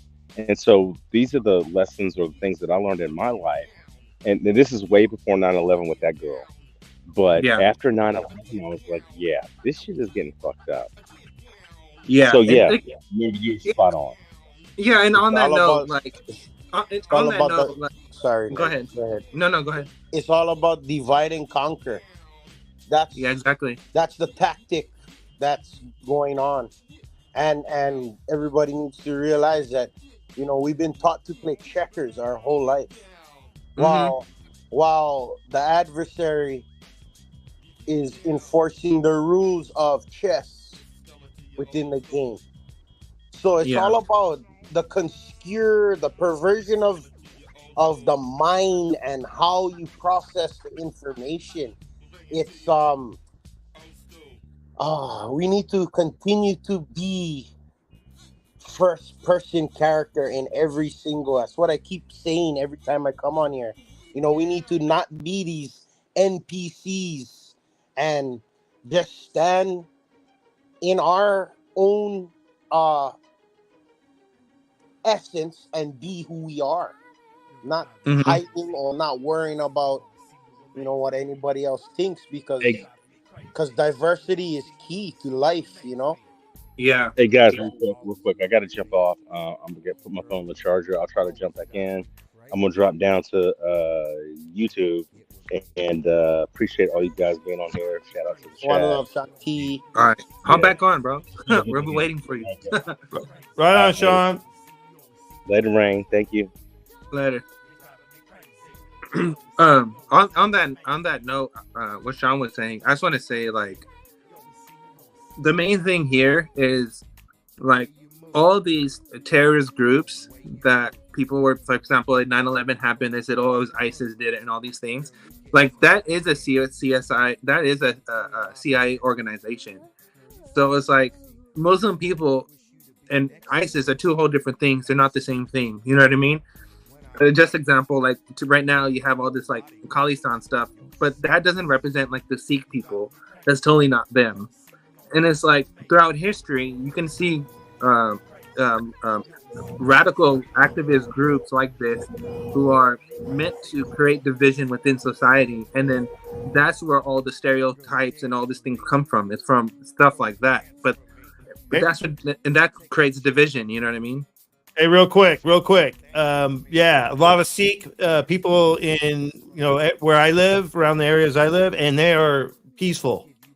Peaceful, man. Like, and they usually have the best looking, you know, turban or whatever. They dress nice, right? But no, they're peaceful. So they've gotten a bad rap. Those type of folks. Yeah. Well, if you look at any religion, if you really focus on the basis of it, what it stands for, none of them force you to believe anything, or none of them recruit you. That's something else. You know what I mean? Because that's a cult. Cults recruit you, like, fucking because, make you do fucking ceremonies and shit and rituals. Because the basis of like spirituality and God and like all this spirituality, religion, and all this stuff is for the fact of just don't be a dickhead. Be humble, stay humble, realize that you're part of a bigger system. You're like a part of a cosmic organism, and we're all one, right? And to seek enlightenment. Enlightenment is meaning to seek wisdom within, and to tap in is to be part of the universe, right? That's basically what all the lessons teach you. No matter what you believe in, that's basically what it is. Yeah, all the major religions basically, I think, are sharing a similar story, because they were introduced to higher beings, it's right? Astrology. That taught them, right? Right. Yeah. But I think what we got going on too is that we have all these different races, because these races came from other places. The races came from other places, right? Like, all the different races we have here all come from different places in the galaxy or universe. So I think it's really that big. Right? I do Like too. My favorite ancient aliens is the ones with oh my god, I can't think of the Indians and their gods. They basically admit that their gods are from another world. Star people. Yeah, star people. Yeah. Yeah. So check it out. Yeah. So all you have to do, really, you don't have to go that far. You just America alone, just our America, not South America, because they have so many things that show you what is real and what came from the past. I went to Chichen Itza. It was wild. We went there just because we thought it was aliens. Well, so check it out. So, like, just North America alone, if you just get in touch with the Native American people, just them alone, you will learn that they are onto something. If you go to Australia, you got Aborigines there that are supposedly 30 or 60,000 years. Their history goes back, right? Like, you'll learn from them. If you go where Wayside is, you go to the islands in Hawaii, you will learn stories from their people, right? Like, and then you go down South America, you go to Europe, you go to Russia, you go to all these countries, China. You'll hear similar stories. Why? Because it's all true, right? And there's way more to this reality, and we've been dumbed down to think that we're it. That's it. There's nothing else. There's no Lizzies. There's no lizard people. There's no this. There's no that. There's no grays. It's just us. We're top of the food chain, and like if you follow the F.N.W.R, they'll tell you, oh, we don't need God because our God's in the cloud. They created their God in the cloud, which is AI, right? So that's distorted. But if you go to the natives, they'll tell you the truth. And the truth is there's little people that run around at nighttime in Hawaii. Okay, there's the stories of the inner earth. Shambhala. Shambhala is supposedly inner earth. It's like a heaven within earth, right? That's I think would be the Tibetan history. And they're supposedly guarding one of the entrances to Middle Earth. So there's a lot more to this, right? Like the Asians have a lot of dragons, right?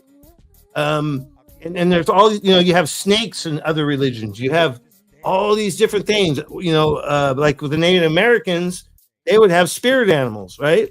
So it's crazy. And you would, as a rite of passage, you would go out into the wilderness. I forget how long you'd have to go out there as a boy, and you'd have to go out there and experience some things and bond with your spirit animal. And it could be a wolf, an eagle, a freaking bear. I don't know, all kinds of crazy stuff. So there's way more to this life than we think of, man. We're dumbed down to just go, oh, we got to get up every damn morning and listen to that annoying alarm clock. We got to get up and rush around. We got to go crazy and go to work.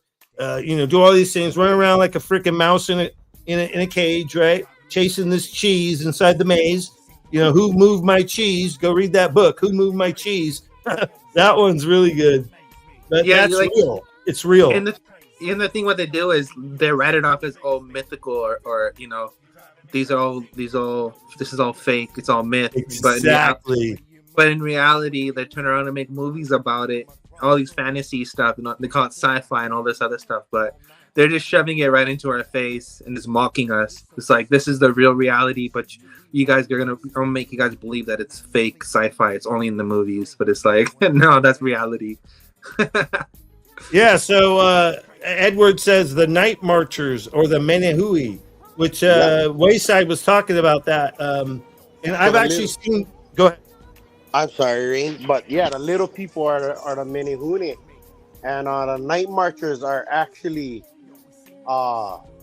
spirits of fallen warriors. Oh wow! And they continue to walk the trails at night, in order to sorry, is everything all good? Yeah, you're good. Yeah. Yeah, so these people were they the Nakoa or the warriors of the king were they were the ones to either carry messages in the dark strategically, or they were the ones the war party going out. So the Night Marchers, they call them the Night Marchers because they were carrying they carry kukui nuts as light In translation, kukui nut. The kukui nut tree is called the candle nut tree. And if you look along some of the river systems in Hawaii, the night marchers were known to have walked alongside the rivers. And if you look alongside all the rivers, you see kukui nut trees. And the reason why these kukui nut trees are there is because while these night marchers were marching at night, they dropped some of the nuts and it grew next to the river. So it was a continuous thing of the night marchers even marching after death. Kind of crazy. And wow. Some of the legends have it that if you come across these night marchers in the middle of the night, that you gotta remove all your articles of clothing and bow down and lay down face first. And if this doesn't happen, there was a lot of people that died of heart attacks or being petrified with fingers bent back, eyes wide open. And like frozen in time? Frozen in time, exactly, Ray. Wow, is that the Menahia or is that the night marchers? This is the night marchers. So it was wow. And the crazy part about it, is that this was a legend told for years and years and years and years, passed down. And before any of the developments that went on, there was legends that you could see them walking in the mountains with the fire. So when you could see them walking in the mountains with the fire, it wasn't a good time for you to be out at night. Yeah, don't be in the mountains. Yes, No. yes. Yeah. Not a time for you unless you yourself are a night marcher. Dude, that's some epic, man. I'll tell you what, I could see us like hanging out around a fire and having freaking Wayside. We're smoking a little smoke. And we got Wayside telling us some freaking ancient Hawaiian stories, dude. And we're just like all sucked in, dude. We're sucked in, yeah. If you look it up, there's a Consolidated Theaters commercial for Hawaii theaters, and it's kind of depicting night ceremony and all that kind of stuff within that commercial of the movies. And they played that before every movie here in the theaters in Hawaii. Wow, that's awesome, man. I love it. I love it, man. One thing I want to add to Wayside is like I'm Fijian, so we have a lot of Fijian stories. And one thing that you'll always be on. Oh, you Fijian? Yeah, Fijian? Wow, yeah, so, nerdy. I never would have guessed, brother. I thought you were in East Indian. No, my family's from Fiji. Oh, that's awesome. I used to work with two different Fiji guys. Yeah, and one thing that you'll know, like island stories, is that you'll always hear someone tell you a creepy story about how they'll see military people or military boots that walking in the middle of the street with no, like, just moving by themselves and all these things. Bro, there's a plethora of freaking ghost stories like that you can go to anyone on the island and ask them, and they'll probably have something to tell you. But that coincides to exactly what Wayside was talking about. So I believe it, bro. Honestly, I believe you guys have similar stories, like I was saying, is what you're saying? Yeah, we are distant cousins.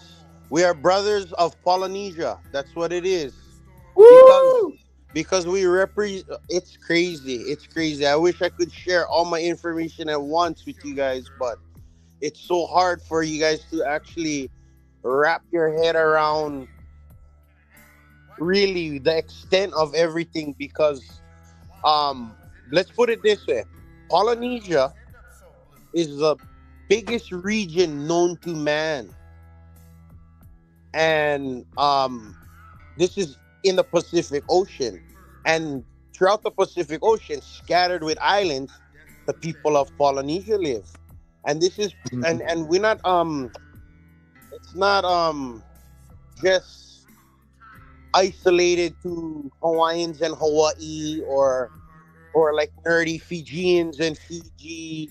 It's a collective of a lot of different cultures in the Pacific. And like Nerdy was saying earlier about Japan, you know, they're going through some kind of a civil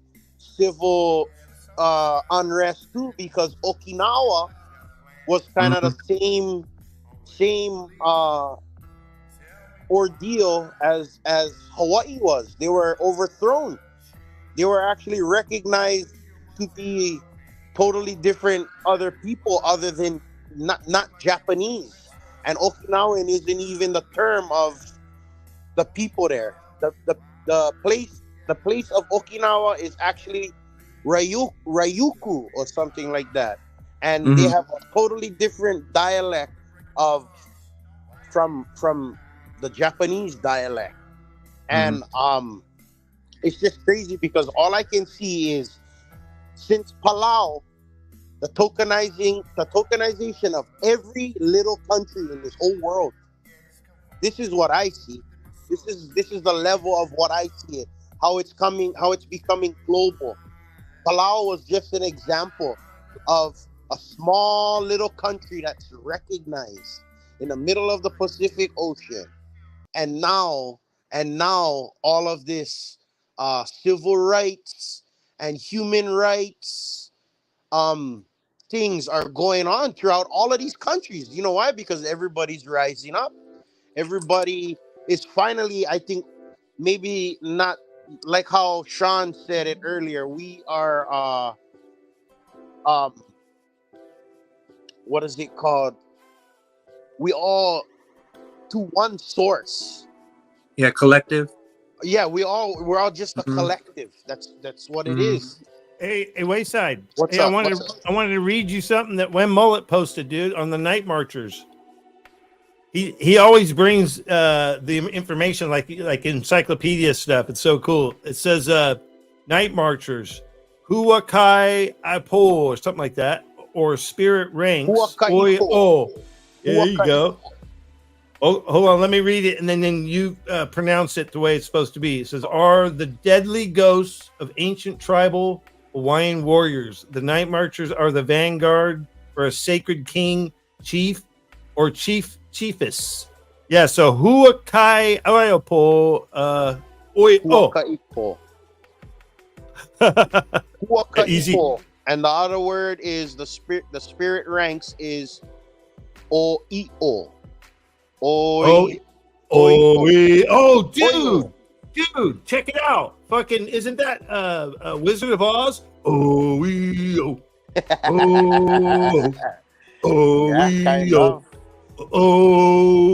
Yes, dude. Yeah. You know what? Holy shit. So right now we're actually in the month of what we call Peter Pak, which is basically like the month of the dead, where souls roam around and stuff like that.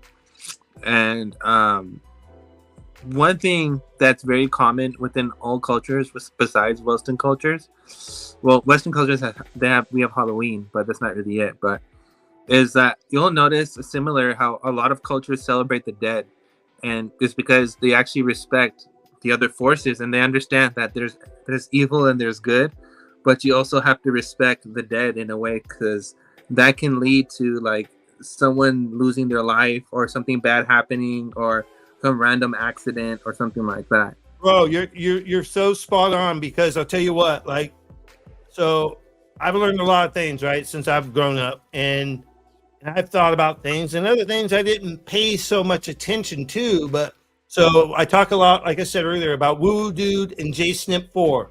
Amazing, right? So F.N.W.R. is being trained to be a shaman through Woo Woo Dude. F.N.W.R. and his buddies, they go and they're hunting for gold in New Mexico. Mm-hmm. And Woo Woo Dude said many times, he said, dude, he's like, Snippy, you got to bring something. You have to bring an offering to the land, right? All right, to the people, to the spirits, right? Whatever. Or you might have something bad, right, happen. Okay, so first 2 times he forgets and he has bad things happen. Okay, and there's a curse. There's literally, so it was already looked into before he went there by remote viewers and other people, and they said, and Woo Woo Dude especially said, dude, there's a curse there. There is treasures there, and it's cursed and it's protected by a very powerful being or beings or whatever. And so then the third time he goes there, he remembers to bring something. And I think he may have brought tobacco and some other things. So he made this offering, right? When he got there to the land in the spirit, whatever, and he didn't have anything go wrong. And he actually made some progress on what they're trying to do, which is track down entrances and do some drone footage and different things. And so I use Sage on my property, right, in my house and stuff. And I basically just pray, to protect the house and to bless this land and whatever else, because I've had activity at this house. There is activity. I think I may be on a portal. I am close proximity to a hospital. I actually have seen orbs and like spirit-like things through my night vision when I was testing I was going to do some security cameras, right? And it had night vision on it. I was testing it in my kitchen, and there was hundreds of orbs flowing through the room. Yeah. That showed up on this thing, right? So I burn sage. So I believe in that. So you are so spot on. And that's what I was saying. The ancient people know what the hell is up, right? And so it all gets passed off as witchcraft and whatever else, which there is, right? You have hoodoo and voodoo and all kinds of different magic, right? Always a good side to everything. Go ahead, Nerdy. You have any comments on that? Yeah, well, that's why suicide is looked at as a sin, right? Because when you commit suicide, it's like it wasn't your time to go, and everything's dictated by time. So if it's not your time to go and you commit suicide, you're trapped here until it is your time to go. And then that's what spirits are. That's what ghosts are. Oh, you're trapped in the reincarnation. The reincarnation wheel is what you're saying. You're trapped on this plane. Period. You're just like, for example. Oh, you're talking about as a ghost. Yeah, as a ghost. Yeah, like for example, like we are talking to each other because we're in a body right now, right? But at the end of the day, but at the end of the day, our body is just a vessel. It's our spirit that's operating the body, and it's what's creating our personalities and everything. It's the same thing. Like just because your body is gone doesn't mean that your spirit and you yourself are not still around. It's just you just don't have a vessel. 100. Yeah. So once someone takes that selfishness into consideration and takes their life, that means that now you have to be stuck here and live until you're supposed to have lived as a spirit, invisible being now. Exactly. That's what it is. Then those are like, for example, like you have those thoughts of suicide and you have these negative thoughts. Well, that is the demon. That is Satan or whoever you want to call them as. But that is what that is. It's evil spirits convincing you to do something bad so they can hijack your body or your ticket to the heavenly plane, right? Because they can't go by themselves. They have to hijack. They have to go. Like they have to go with someone or something. Okay, so you said hijack. So are you? So I look at so what I've been learning is like a bad energy, right? A spirit being that's a bad energy would be a parasite, right? Would be an energy vampire, or would take you over and control you because they can't be in human form, so they have to encapsulate your vessel, and that's where you get possession from. Is that what you're saying, kind of like that? And that's the directly like when okay, for example, in Christianity, when people say that Jesus saves, that's what he's saving. He's saving your mind, bro. Like he's literally saving you from having any kind of stupid thoughts, so you don't commit any stupid kind of acts. 100% Nerdy. And what also I think supports this claim scientifically is that there's a section in your brain that is called the Christos. Yeah, the Christos. Exactly. That's Christmas. Yeah. Right. Or that's the Timony and all that. Exactly. Right. Or the Christos as in Jesus Christ. Yeah. Yep. Exactly. Whoa. Hold on. Are you guys talking about the third eye, or is it something even more than that? Okay. Well, that's the whole thing. It's the third eye, but in a different name. Yeah, for example, like Santa coming down the chimney, it's Santa, is Santa coming down? Is coming down your 33 vertebrae. That's the chimney. Yep. And- Of your spine. Oh, that's interesting. Yeah, and so when it goes down to your core chakra, right? And then Christos is the fluid that flows in your vertebrae. That I've never heard ignites- it put it out like this And before. this This is is- also Yeah, I heard of it- the Christos consciousness, right? The Christ Well, listen. consciousness. So your Christos is what enlightens your third eye, which is your what I forgot the actual name for it, but That's the that's the, pineal gland. Your your thalamus- pineal gland, right? Pineal that's, gland, yeah. That's the chemical that does that, and that's Eh. Christos, and that's what Christmas is. Christmas is the enlightenment and coming one with God once again. so That's this what is Christmas also- is. It's celebrating consciousness in itself. So this Christ- is another. Well, this is That's Oh, another supposed to be essence. celebrated on September 11th, not on the 25th of December. Hey, you know, Santa. celebration- 9/11? That's the 9/11? celebration of Saturn, of Satan. That's what Oh, that is. Santa. You could spell Satan out of Santa. Yeah. Well, that has to do with the criminal. Was it Krampus, and like the one that steals children, right? That's to do with Saturn and Moloch and. Oh, Sacrifice. holy shit, dude! You just went there with that one, dude. Yes, yes, like the Grinch. Bro, He's we like go the down the Grinch, rabbit man. hole. The fucking Grinch, and the Grinch was green, so like a fucking lizard. Bro, if you truly zoom out and it's like have no opinion, have no nothing, just completely just zoom out and just soak in all the information and just you yourself figure out what makes sense. It's common sense. That's all I have to say. A lot of people are so just looking at a wall and they're walking around with a cup full and don't want to empty out some water to have more information. You know, That- So hard. no one will ever What's figure that anything verse? out. What's that verse in the Matrix where the guy's like, I know it's not steak. I just want to eat it and pretend like it's steak. Yeah, exactly. It's exactly that, you know? Oh, that's sorry, that's MSG. That's called MSG. Hey, I wanted to put a shout out to everyone in the chat and everyone on here and all of the different cultures and ideas and beliefs, being able to talk about stuff that they all want us fighting about, right? They all want us fighting about religion and race and fucking how much you make and what clothes you can afford or what car you drive. No, we get together and we fucking brainstorm and we have fun. I mean, exactly. Shout out. Ray.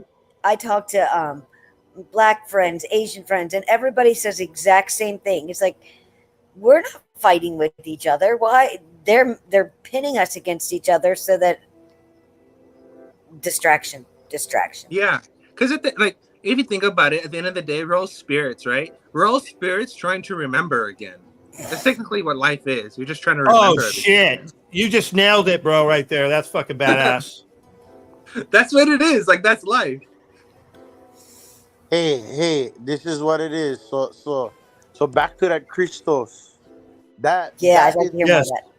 that is actually the fluids or the Yeah. essence Mhm. or a secretion that actually provides your reproductive organs with that same oil so you can reproduce. So Hey, yeah, in the sense of life, remember now they say in the Bible, Jesus is the truth, the way, and the life, yeah? Or the light. Depending on whatever version you read, but it's basically Jesus Christ is an example of how we should live so that we can achieve harmony on earth as it is in heaven and die to self and bear our own cross and we can make our own sacrifices in our own life in order to be Christ-like. Hey, dude, you guys are blowing my mind tonight, man. I mean, this is like, are we like doing a fucking like high level master course or something, master class? I mean, what's going on here? I got one mullet. I got it pulled up. It says the CSF, cerebral spinal fluid, produced in claustrum, holy claustrum, in the midbrain, was characterized by the Latin word Christos in English, meaning The oil of anointing. What the hell, Bobby? Yeah. What in the hell, Bobby? Holy shit, Bobby. Crazy earring. But yeah, you guys are fucking blowing my mind, dude. Fuck going to school. We're going to school right now, dude. Fuck that school we went to. That shit didn't teach me shit. All I did was flirt with girls and get stoned. That was it. Hey, Ray, now do you see why the XRP army is the smartest in the whole freaking world? We really are. The BIS. The BIS called us out and said just that we are freaking probably some of the best deep divers on the planet. Probably not in those words, but similar. I'm not kidding. It's real. It's real, glitches. You know what though? Like you only come to these kind of senses or these kind of conclusions like until you've been through life, until you actually been through shit and you realize that no one is ever going to be like, you have to come to the question of why the hell am I here? What the hell am I doing? And why do I have to keep going? If you haven't come to that term where you actually ask yourself those questions, that's a Linkin Park song. Yeah, you won't lead on to the rest of this. Have you heard it? Which one? The Linkin Park song, "Where Are We Going When We're Done Here?" Hold on. I think when my dog died, I played that song like over and over to the point where my kids would sneak out and try to turn it off. Oh fuck, I can't think of the name of the song. I love Chester. Linkin Park's the best.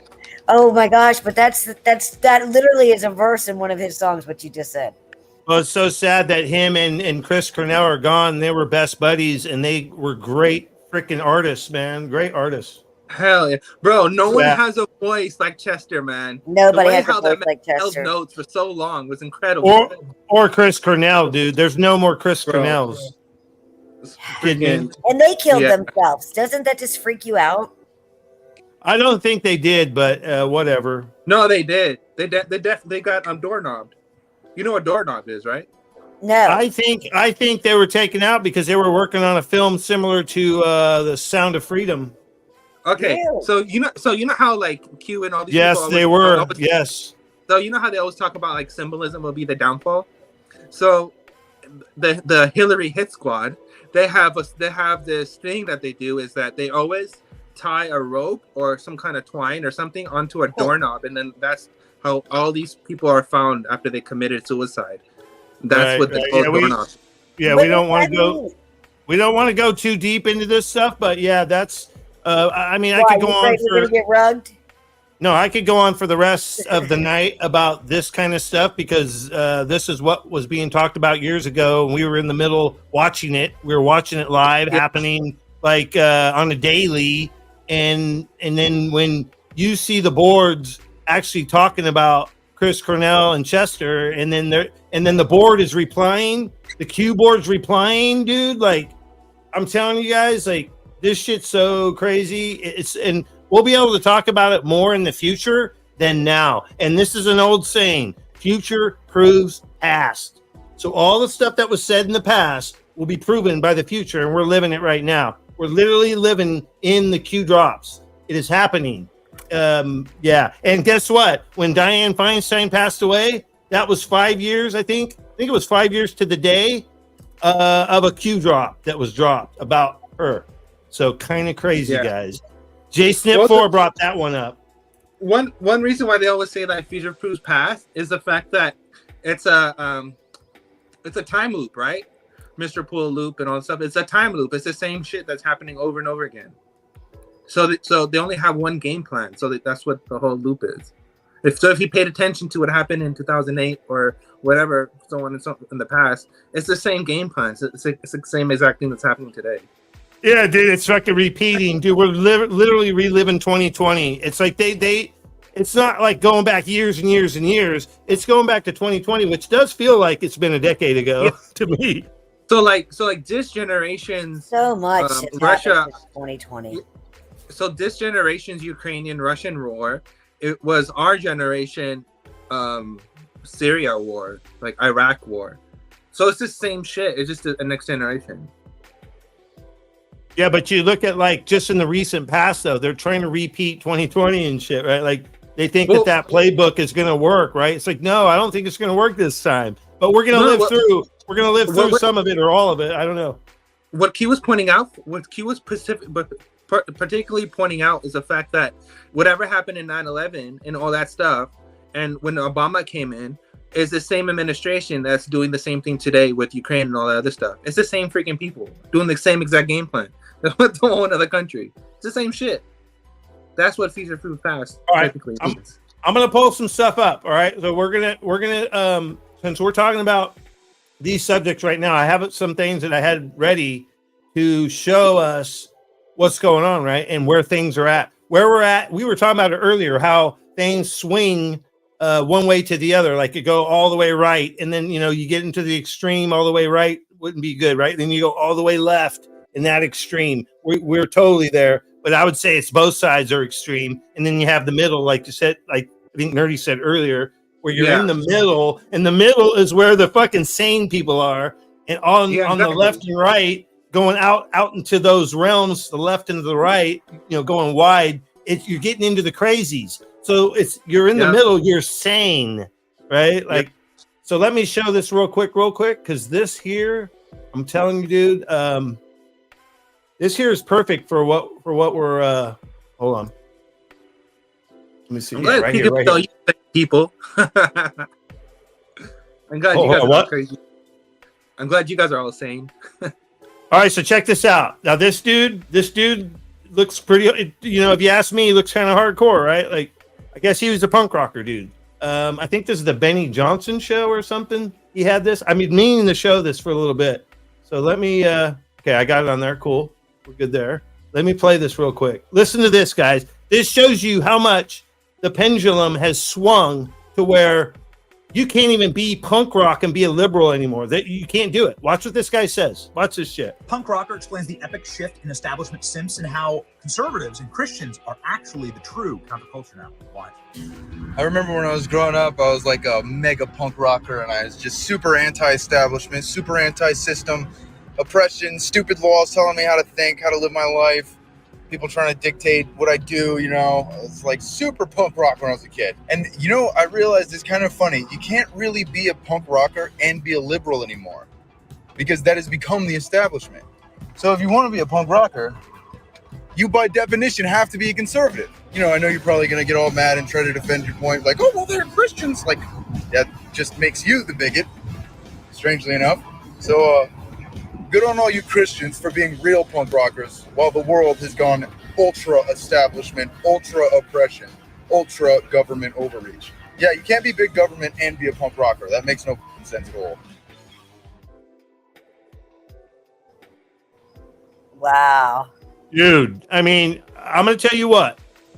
And I said this too. I remember I was saying this on the boardroom. If someone really looked hard, they could find these things. But I was like, hey, when the people that rose up against Trump during his run originally and then his second run, those people, a lot of them, yeah, maybe they're bought and sold. But when they turn, when those type of people turn, the people that may have supported Joe, or maybe they didn't like him, but they just vote Democrat, they're liberals or this or that. When those people turn, it's a game over. It's game over. And that's where we're at, guys. The pendulum has swung. And then I have the Jay Snip one too. And this one's actually pretty fucking good. I think we should watch this. I have a story too to tell about the Trump election when we're done. If you don't care, if you don't want me talking about it.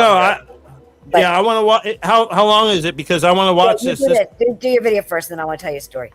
All right.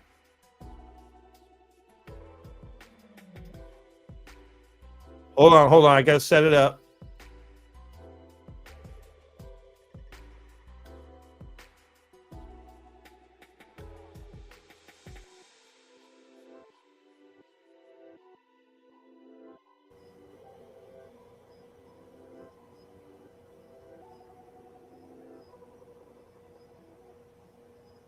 Including Senator. Well, there's been some interesting things happening over the last few days, including Senator Dianne Feinstein. Oh, dead all of a sudden. Died suddenly at 90. And you just saw her the other day. Yes, she looks like death, but timing. I'm looking at the old 17 boards around October 3rd, 4th, 5th, like just in this from now, 26th of September, just looking at a few posts that kind of caught my eye, including this one today that would be a 5-year delta by 2 days. 5-year delta. September 27th, 2018. 2 days ago, 5-year delta. Feinstein. Threat to Murkowski? Question mark. Evil be gone. Bye, Felicia. Strange coincidence from a post 5 years ago. And again, did it happen yesterday, which would mean it's a 5-year and 1 day delta? You kidding me? And again, a few other things in recent times.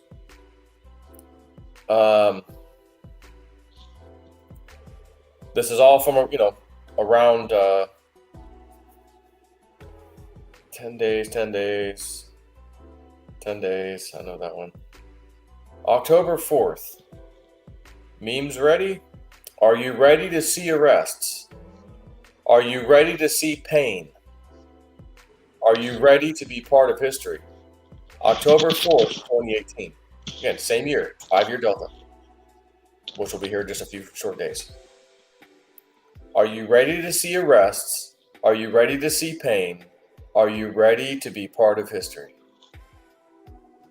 And what else is happening on October 4th? Oh, emergency management, FEMA. We're going to notify everything. Every electronic device, we're going to do a little test. But did you know?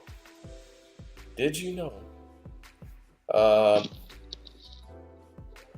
10 days of darkness. Hold on.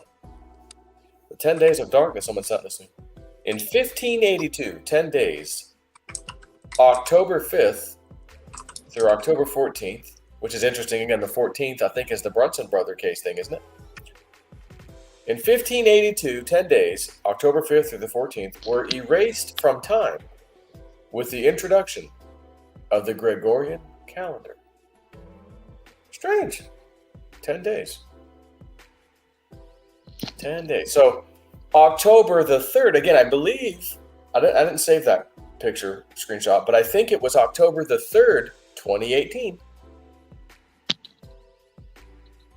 And that same board is mentioning something about the public alert system, because there was one coming up also then. And of course, that post was talking about the one coming up. Or was it? Which one coming up? Again, is it possible that it's finally go time? When Trump said, we're going to get rid of Biden, all this stuff, take our country back in less than 5 months. The November election is next year. That's not 5 months away. That's a year and a month, 13 months away, not 5. So what is Mr. President Trump talking about? 5 months. And again, the 10 days of darkness, we're going to find out what it means, obviously, when it finally happens. Could it be, again, oh my God, someone's plane crashed, it was shot down, this happened, oh my God.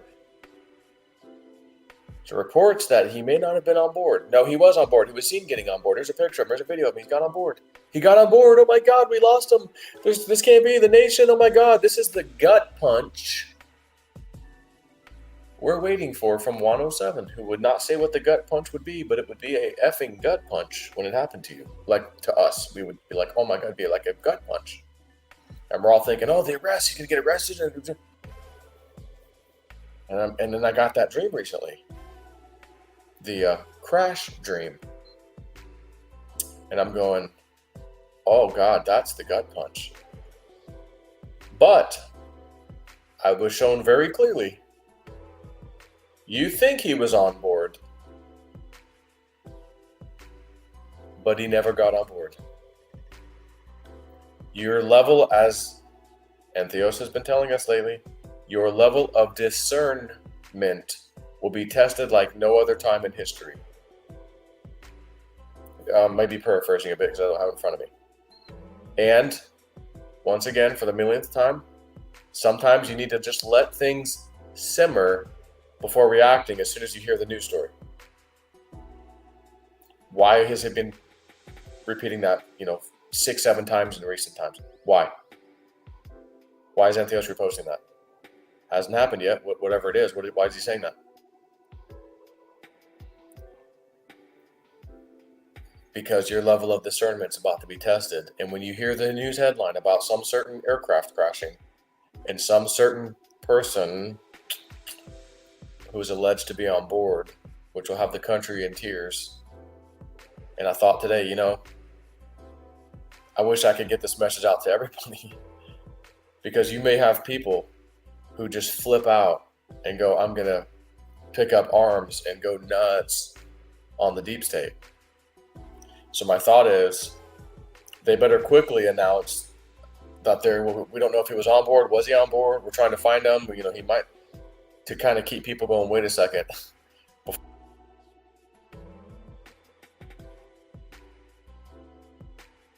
All right, we got a revolt in the ranks. Like a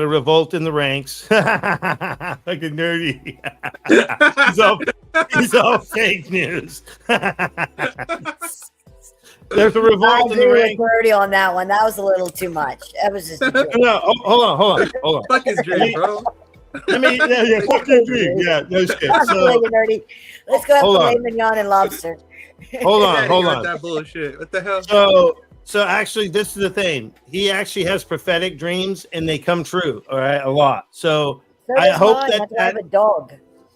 Hold on. Hey guys, I forgot about that part of the video. But if that is to happen, right? If they try to, because what was it? Tucker Carlson said it straight up. He's like, dude, they've tried everything. What's next? Are they going to try to assassinate you? Remember when he said that to Trump? Okay. So on the assassination, so we know that they try to shoot down his plane hella times already. We know right. All right. Exactly. So the dream, I'm telling you. So if this happens, guys, we need to, remember, because we might trip out. Like you might go, I think you would be shocked if you heard the news, and then you might go, wait a minute. So what he's saying is, what Antheos said is that discernment is going to have to be used so much more extremely in this time and forward, because things are going to be happening where you're going to have to wait to let it simmer before you react to whatever fucking news out there is being pushed. And if it ends up being, they shot down his helicopter or his plane or whatever, we all got to go, oh, wait a minute. And then what he ends up saying at the end of it, he goes, but does he fucking, and I check it out. I'm watching this, right? I'm watching him say it, and I got to download, no shit, got to download in my kitchen, watching the fucking TV from the kitchen, right? And I got to download that he's going to rise like he rises from the dead like Jesus did. I can't make this shit up. And then he goes, oh, what is he going to do? Is he going to rise like Jesus or rise something like that? Like from the dead kind of thing. Mm-hmm. And I was kind of tripping on it, right? And he was like, is the 10 days of darkness where everyone thinks Trump is gone? He's done. He's been taken out.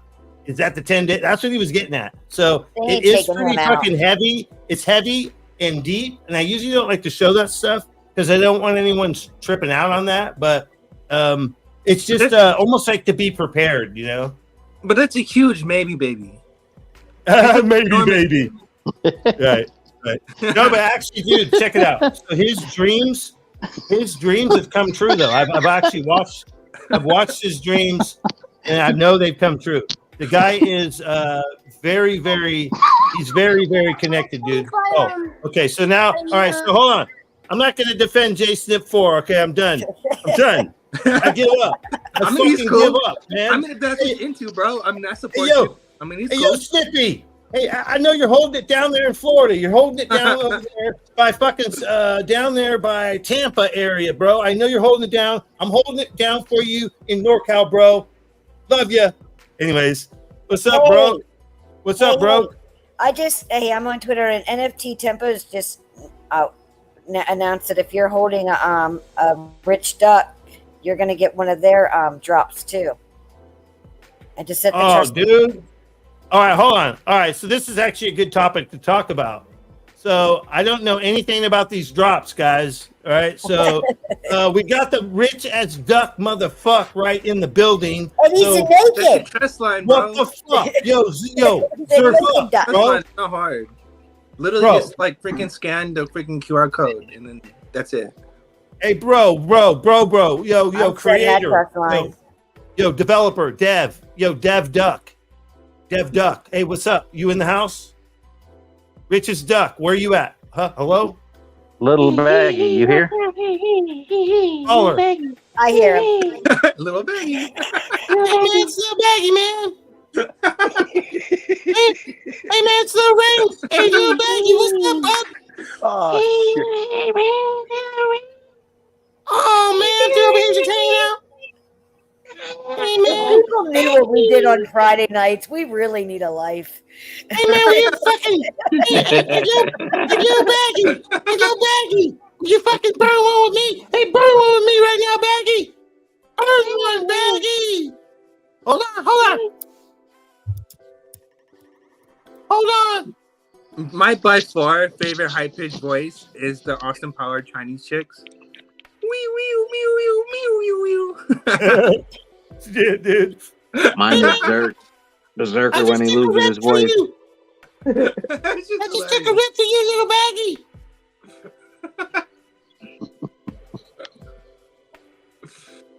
Anyway, everybody set up their NFT tempo trust line. No, Steph, we're on this right now. We're talking to high pitched voice. All right, so check it out. Tears running out of my eyes from Sorry, you guys. fuckers, Real man. quick, I'm out of here. I gotta see you guys by. Oh, you got to go? Okay, Wayside. Where did Plain Wayside come back? Don't leave. What's up, dude? Hey, Broke's up here. We got Broke up here. Malama Pono. Until next time, everybody take care of yourself. Enjoy you guys Friday evening. Be safe out there. And make sure you guys love each other, yeah? Hey, smoke some of that XRP Kush for us while you're out there. Oh, you know that. Island Ghost Steph. You know that, girl. Wayside Doja. Aloha. Good night. One love, back man. Love you guys. Aloha. One love. Dude, we're fucking very lucky, man. I'm telling you, we're very lucky to have the folks that we have. I'm very lucky. I'm very lucky. I'm very lucky. I feel blessed to be part of y'all's crowd. You're stuck with me. We're all millionaires. Isn't that dope? the new one percenters. Noodles. I'm not a millionaire yet. The new 1%ers. Unrealized gains. What was that thing you said a minute ago, Nerdy, about something baby? It's a maybe baby. Yeah, maybe baby. That's how big of a It's baby. a maybe baby. That's from it's fuck his dream. It's a fuck his dream. It's a maybe baby. Yeah. All we need now is some duck babies. That's right.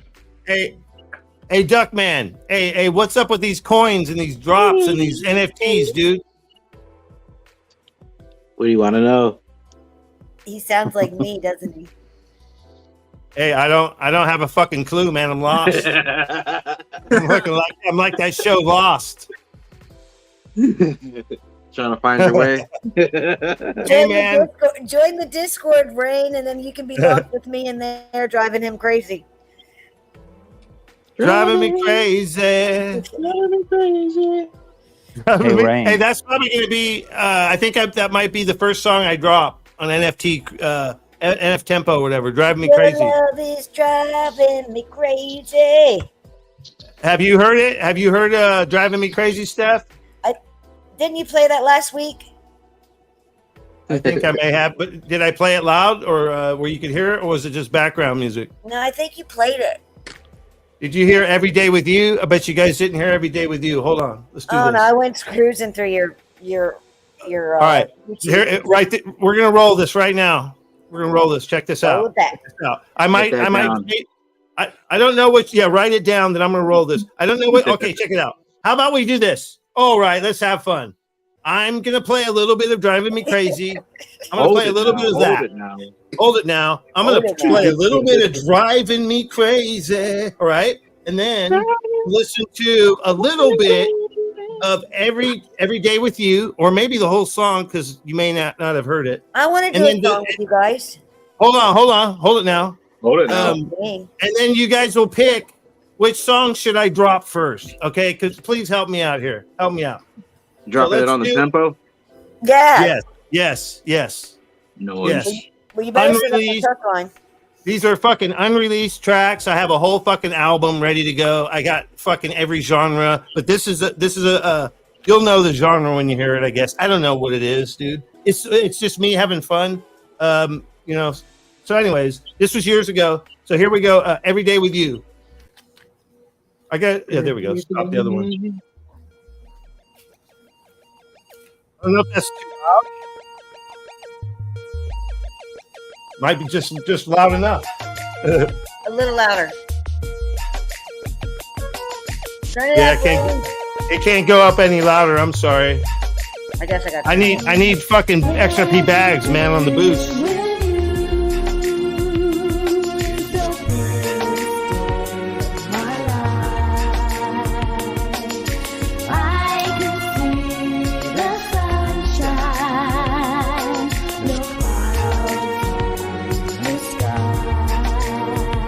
There it is.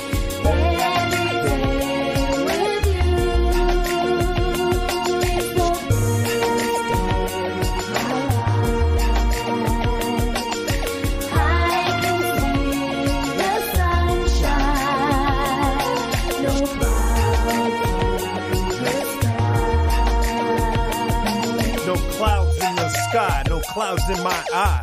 As long as you are by my side, holding me so tight from morning light into the night. Since the first day we met, I knew my heart was set. That's something that I can't forget. Me and you, that makes us two. With you, baby, ooh, I don't think I can be blue.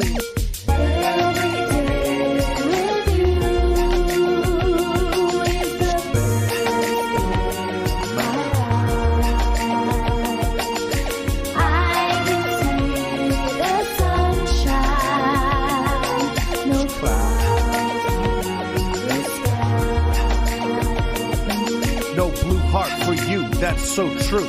I'll risk it all to be held by you. A life with you makes us two. Always long to be one with you. The stars shine so bright when we walk together in the night. Hearing the ocean crash onto the shore. Making love to you on the beach, that's for sure. I love when you hold my hand in the sand. With you near, I could stand anywhere and feel so sturdy. I know deep inside that you would never hurt me, so I don't even worry. 'Cause baby, I know that every day with you is the best day of my life. Every day with you is the best day of my life. Who is that girl singing? That was my stripper girlfriend at the time. And this next song is about her, and you'll get the point. The next song, you'll get the point. Holy shit! I could have stayed in the damn. I could have stayed in the comment section.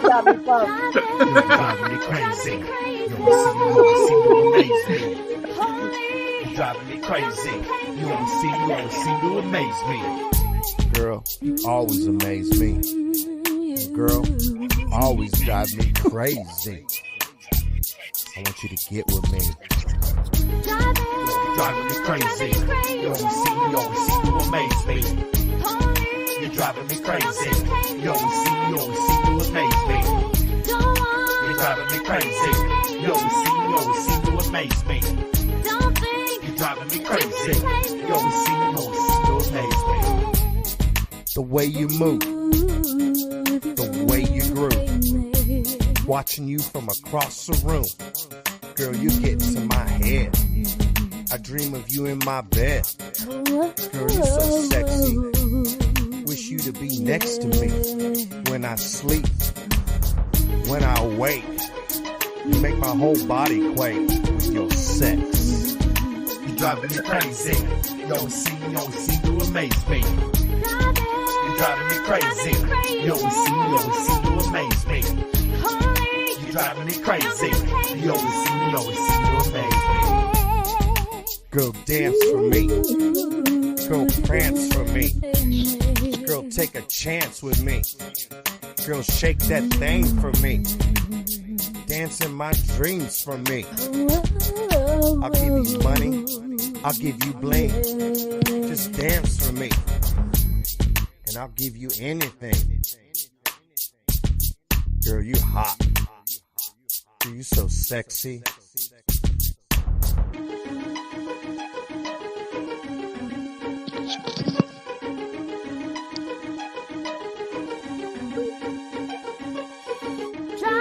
You're driving me crazy. You always see me, you amaze me. You're driving me crazy. You always see me, you amaze me. Girl, dance for me. Girl, take a chance with me. Dance in my dreams for me. You're driving me crazy. You always see me, you amaze me. Only if you're gonna pay me. Crazy. You always see me, you amaze me. You're driving me crazy. You always see me, you amaze me. You're driving me crazy. You always see me, you amaze me. The way you move, the way you groove, watching you from across the room. You get to my head. All night I dream of you. She said, "Can't hustle a hustler." So sexy. Wish you to be right next to me. When I sleep, when I dream, when I wake. You're driving me crazy. You always see me, you amaze me. You're driving me crazy. You always see me, you amaze me. You're driving me crazy. You always see me, you amaze me. You're driving me crazy. You always see me, you amaze me. Driving me crazy. You always amaze me. I know, baby. Yeah, you're fine. Oh, it's serious. Across the room. Where are your dollars at? In my ear, bro. I need to get with you. See you tomorrow. Yeah. That's what I thought. Get with you. Make love to me. Dream about me tonight. Oh, I'm ready to get with you. Let me get with you. That was good. You think she's gonna want royalties though? That was good. Yeah, I want to find her. Yes, I want this music to go out, and I want her to be found. I want to find her. Her stripper name was Lucky. How did you know you were dating a stripper? Shame on you. Are you That's so serious? random, bro. Are you fucking kidding me right now? Stripper girls need loving too, and we're talking hot stripper girl. We're talking fucking top notch, top fucking deluxe. Like, yeah, you have to see this person. So I'm gonna tell you what. Like, so Drop this a girl was. picture. Hold on, Or she was so. I don't have a picture. I promise I would. If I did, it would be nice, but I don't. But anyways, Do you miss her? so what's that? Do you miss her? Oh, definitely, yeah. So this is the thing. Basically, yeah, I don't know. I lost my train of thought. You guys threw me off, man. I'm all being a therapist. Okay, so well, the cool thing is that the song is about something real, right? Like it's not fake, so it is kind of cool that way. It's fucking pretty cool. But no, she was super talented. Like, it's unfortunate we lost contact.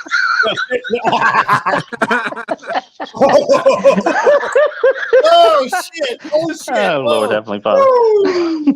Rain here. It's getting a little X-rated in the building. Please clear out people. This is entertainment purposes only. This isn't my advice. Came from? Is that where radio came from? No, this came from my old show, basically. Like, oh, rain here. Oh, yeah. There you go. Fucking raining dollars and shit. Fucking raining dollars and shit. Woo! And other things. Rain got hoes in different area codes. Oh shit, dude! The Trump train just went off the fucking rails. Oh shit! Fucking oh shit! I like Oh my the second God, one dude. better. Okay? So check it out. You guys, you guys are too funny. I appreciate you all, man. It's all true. I do want her to fucking hear this. I don't know how, but if this happens, because you said it, Steph. Like, so I want this to manifest, guys. I'm serious because I think I'll manifest Rain's stripper to come back to him.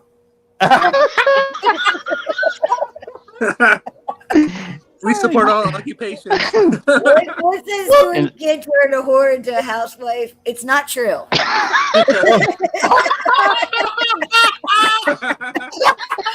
You better call a poll yesterday. Get a poll and stop. Oh my God! You said Holy you're renovating shit. the house. Dude. Hey, do you guys realize that this podcast just turned into a multi-million-dollar podcast just now? What? This is like Joe Rogan type shit right here, dude. Fuck yeah. My cheeks. Oh my God. So hard. Oh my God. Okay, I'll take sponsorships, $1 million fucking deals. Let's do it. I'm here.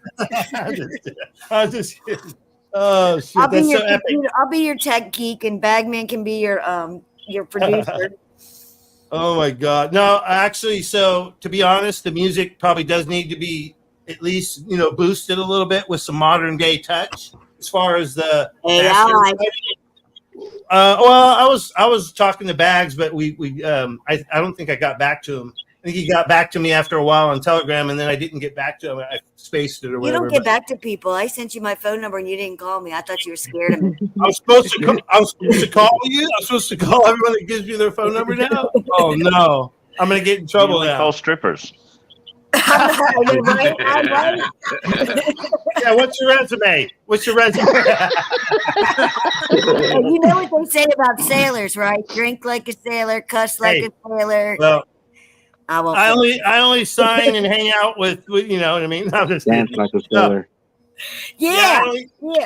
I only do records with girls that dance. You know what I'm saying?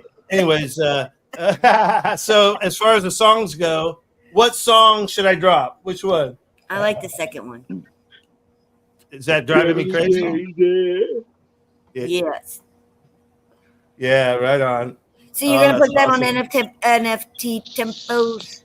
Yeah, so I've been kind of holding out, on this project. And as far as like launching, I always envisioned doing gala music, but I think that's too far off in the future. It's way too far off. I have other music and probably just make new music, for that if I wanted to, right? But can you drop them in both? Can you still keep the rights to them and all? Or when you say you drop them, do you lose the rights to them or something? Yeah. Okay. So this is actually thank you, Broke. Thank you, Ossifer. I appreciate that. Serious. Duck. I wanted to ask Duck because go, baby. Yo, Duck.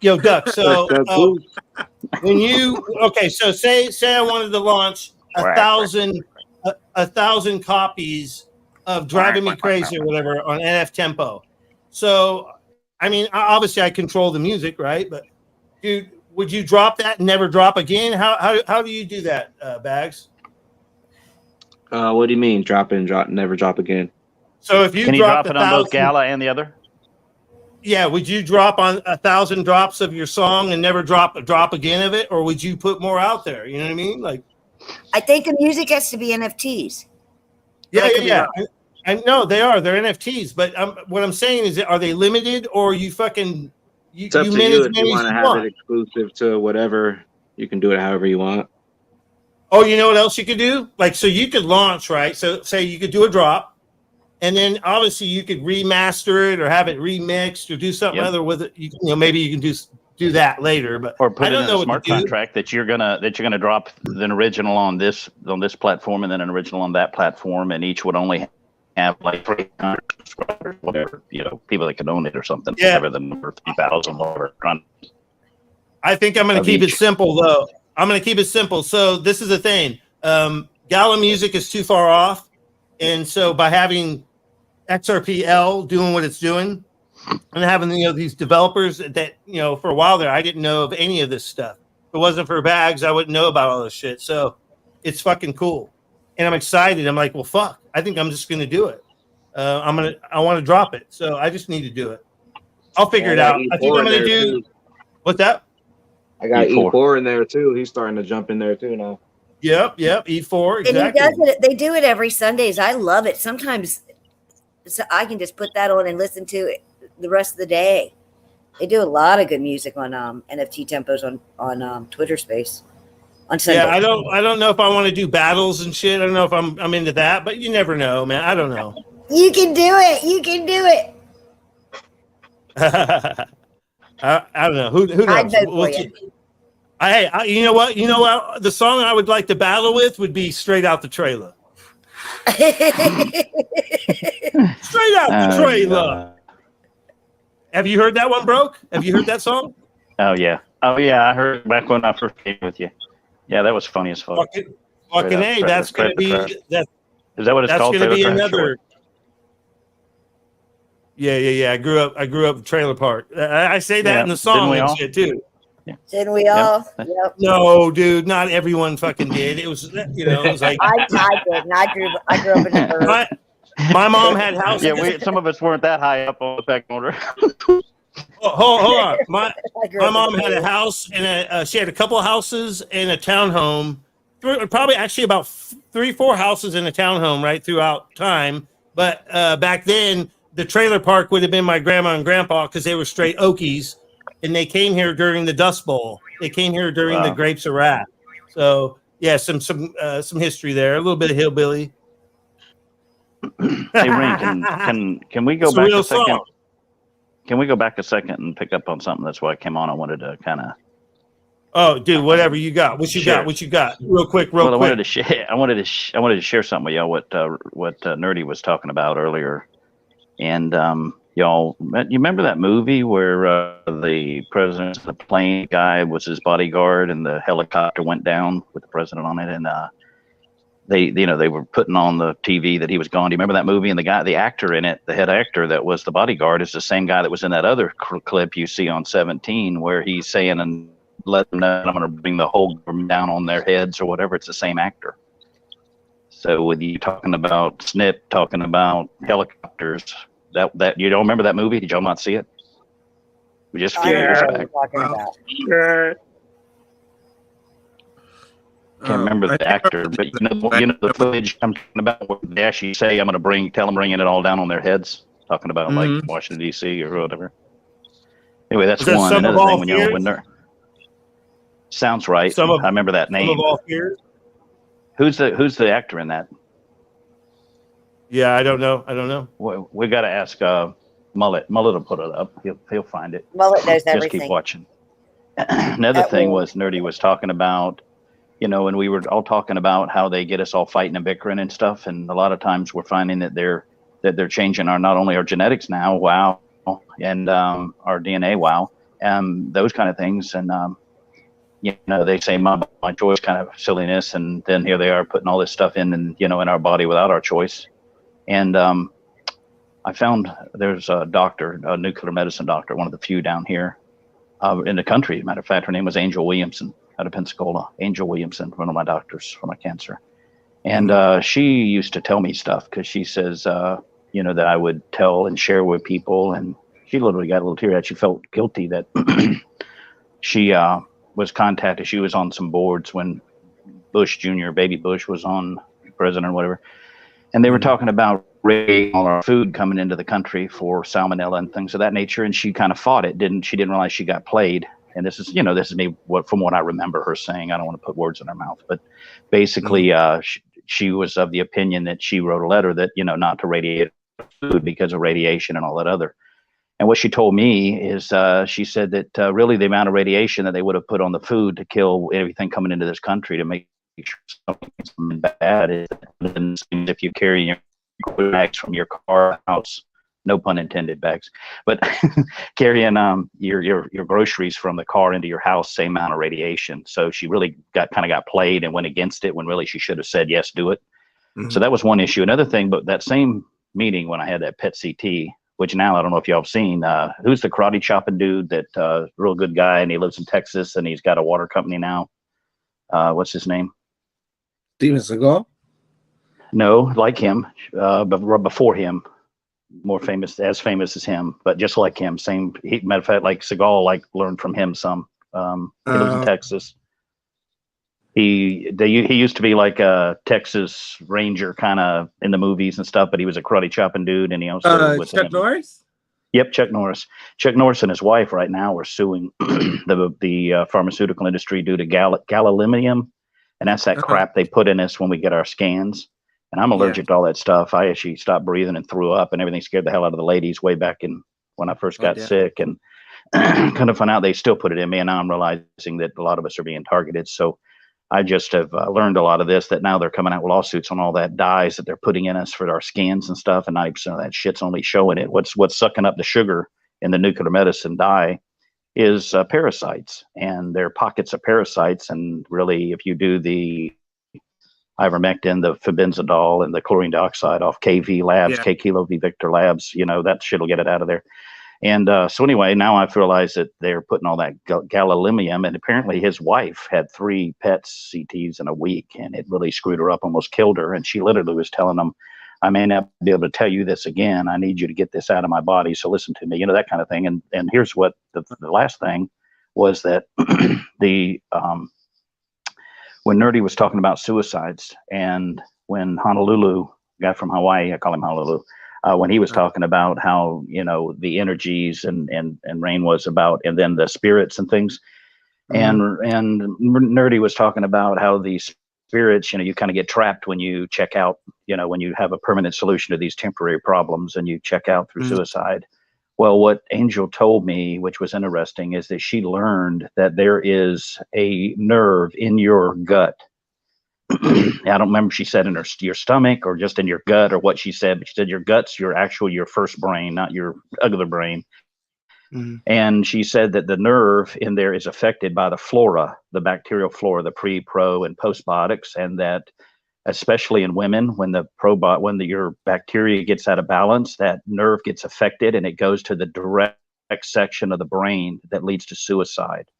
And that's where you hear like these, college students that are, we call them the pretty people, that never had any, they don't have any stress. They're having a wonderful life. And all of a sudden you get a call that they've committed suicide. Well, it could be because of that bacterial flora.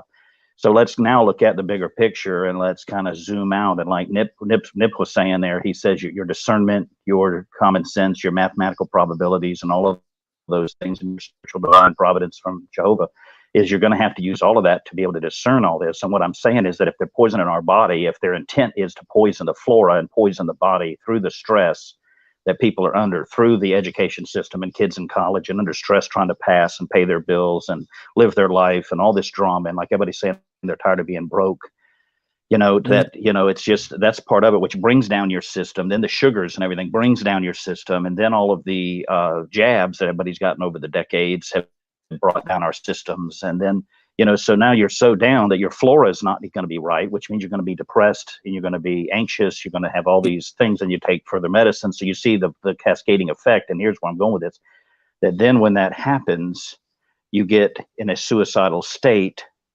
And once you do it, they've got you trapped. So I think it's part of their spell they're putting on people. Mm-hmm. So when you do, so I think this is something we need to discuss and tell people to get the pre, post, and biotics, and get their flora right, and get away from sugars and get away from all that. Go ahead. Yeah, bro. I was gonna say, hold on. You guys, who's talking? Hold on. Who? I just want to say, basically, like soul harvesting. Yep, that's what I think you were dead on. And I think what they've done is they've looked at the chemistry of it, and they have figured out how to basically trap their souls, because people are checking out because of the flora, the gut flora. So that's what Angel Williamson was telling me, is to pass the word, to tell these, and especially with women, when you get real depressed and anxious and all that, do not start taking psychotropics and drugs and stuff. Start getting your flora, clean up your diet, get away from alcohol, get away from all that. They're putting all the water in the beer and shit. Sure, everybody thinks beer is good, but it isn't. It's they've got what's that shit they put in toothpaste? It's in the water they put in the beer. Fluoride. Yep, that's it. Hey, so you guys are talking about, so everything's parasites, right? So this is actually a better way to do it. Okay, this is a Silverado zapper, and this is 99.99 silver, these electrodes. And so on the screen here, I have on the screen, on the screen here, you guys see it? Yes, I can, but we're on phone, so it's hard for us to see. It's a teensy tiny screen. All right, so hold on. So I'm going to open it up and I'm going to put it on I'm going to show the camera, and I need to be able to, hold on, let me go back. So I'm always, Rain. What? Whenever you're done, I'm going to go next. All right, so I always talking about I want to show stuff that I'm into, right? Like here, let me show you guys this real quick. You guys see this? You see this green? It looks like an LED light. Mm-hmm. This is plasma. I have this green plasma next to me all the time. Like, this is firing me up. This is putting me in another dimension. This is 40. This is 40 hertz. This is the beginning of 5D. MIT even said that. That's plasma. So you could use that to fucking cure Alzheimer's. They use that for our Alzheimer's. Okay. So this here, what I'm going to show you here is a zapper. All right. So this thing it's powered off a 9-volt battery, and then it has this cover with a little strap. You put it on your arm or bottom of your foot or whatever, right? And this will zap at a very low frequency. Put you full screen because you're behind the live 2 hours and 41 minutes, so we can't see your little presentation up there. All right. There you go. Now we can. Sorry. Okay. I'm new. Hey, I just started. This is my first day. So, this is a zapper, right? So what will happen? So if you use it for the first time, these electrodes will turn black because that's the crap coming out of you.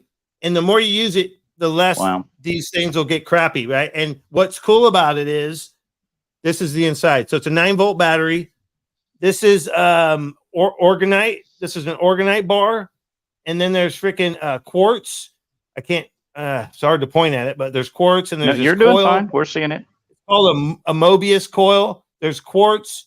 There's magnets. Magnets are used for healing. The orgonite is for your scalar waves, the chi.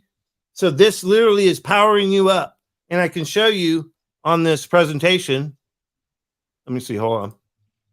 On this you might not be able to see it, but let me read it to you real quick. So there's a Mobius coil, and that's just like wrapped coil. And then you have a boundary wire, and the boundary wire goes through the Mobius coil and the orgonite, right? And then that creates a field, the scalar field, which is the Oregon, Chi, the prana. It's called a generator block. And then you have coiled amethyst, which amethyst is used for healing. It has all kinds of freaking properties. And then the neodyme magnet.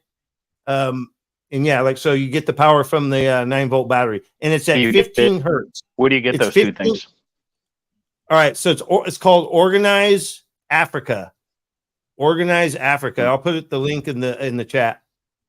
And I have a silver pulsar I put on my wrist, and it's electrodes, and it changes my blood. We checked it before we used it the first time. We pricked my finger, put it under a microscope, looked at the blood. It was all rulioed up, jacked up. Yeah. Similar to how Karen Kingston's was when she got attacked not long ago, how her blood all rulioed up. Mine was the same way because I was poisoned down in Destin under the congressman's office. Anyway, by a bartender. I was drinking tea. But anyway, that silver pulsar is a good one too. So yeah, I'm interested in this. So yeah, this is Hulda Clark. It's basically her frequencies, 15 hertz. So it's a low frequency. Wow. So you and they have like a regiment that you should do. And that's the thing is that when people try to do like say a parasite cleanse or whatever, because this is what you need to do. You need to do parasite cleanses, right? So this is a more natural way of doing it. But the thing, and it's going to probably be easier for you and easier on your body. What's up, Notorious? Yeah. One mullet said, "Fire Little Rain, the producer again." I don't know. Is Little Rain screwing up? He's making mistakes, huh? Making mistakes all night, Little Rain. Anyways, all right. So that's what I wanted to say about that. If you want to do any parasite type cleansing, I'm telling you, Organize Africa. I put it in the chat there. Yeah, Organize Africa. Silverado Zapper. And they have ones that have, I think, brass or copper. All right. Go ahead, Nuri. Copper, the other one. All right. Yeah, So go ahead. I'm going to take this off here. Hold on. Okay. back to what Broke was talking about. So, the oil industry took over the medical industry through Rockefeller, and ever since then they started poisoning us, right? Well, shit. the biggest thing that you're talking about is sugar, right? Well, we Amen. know for the leading cause to cancer is what? Is sugar.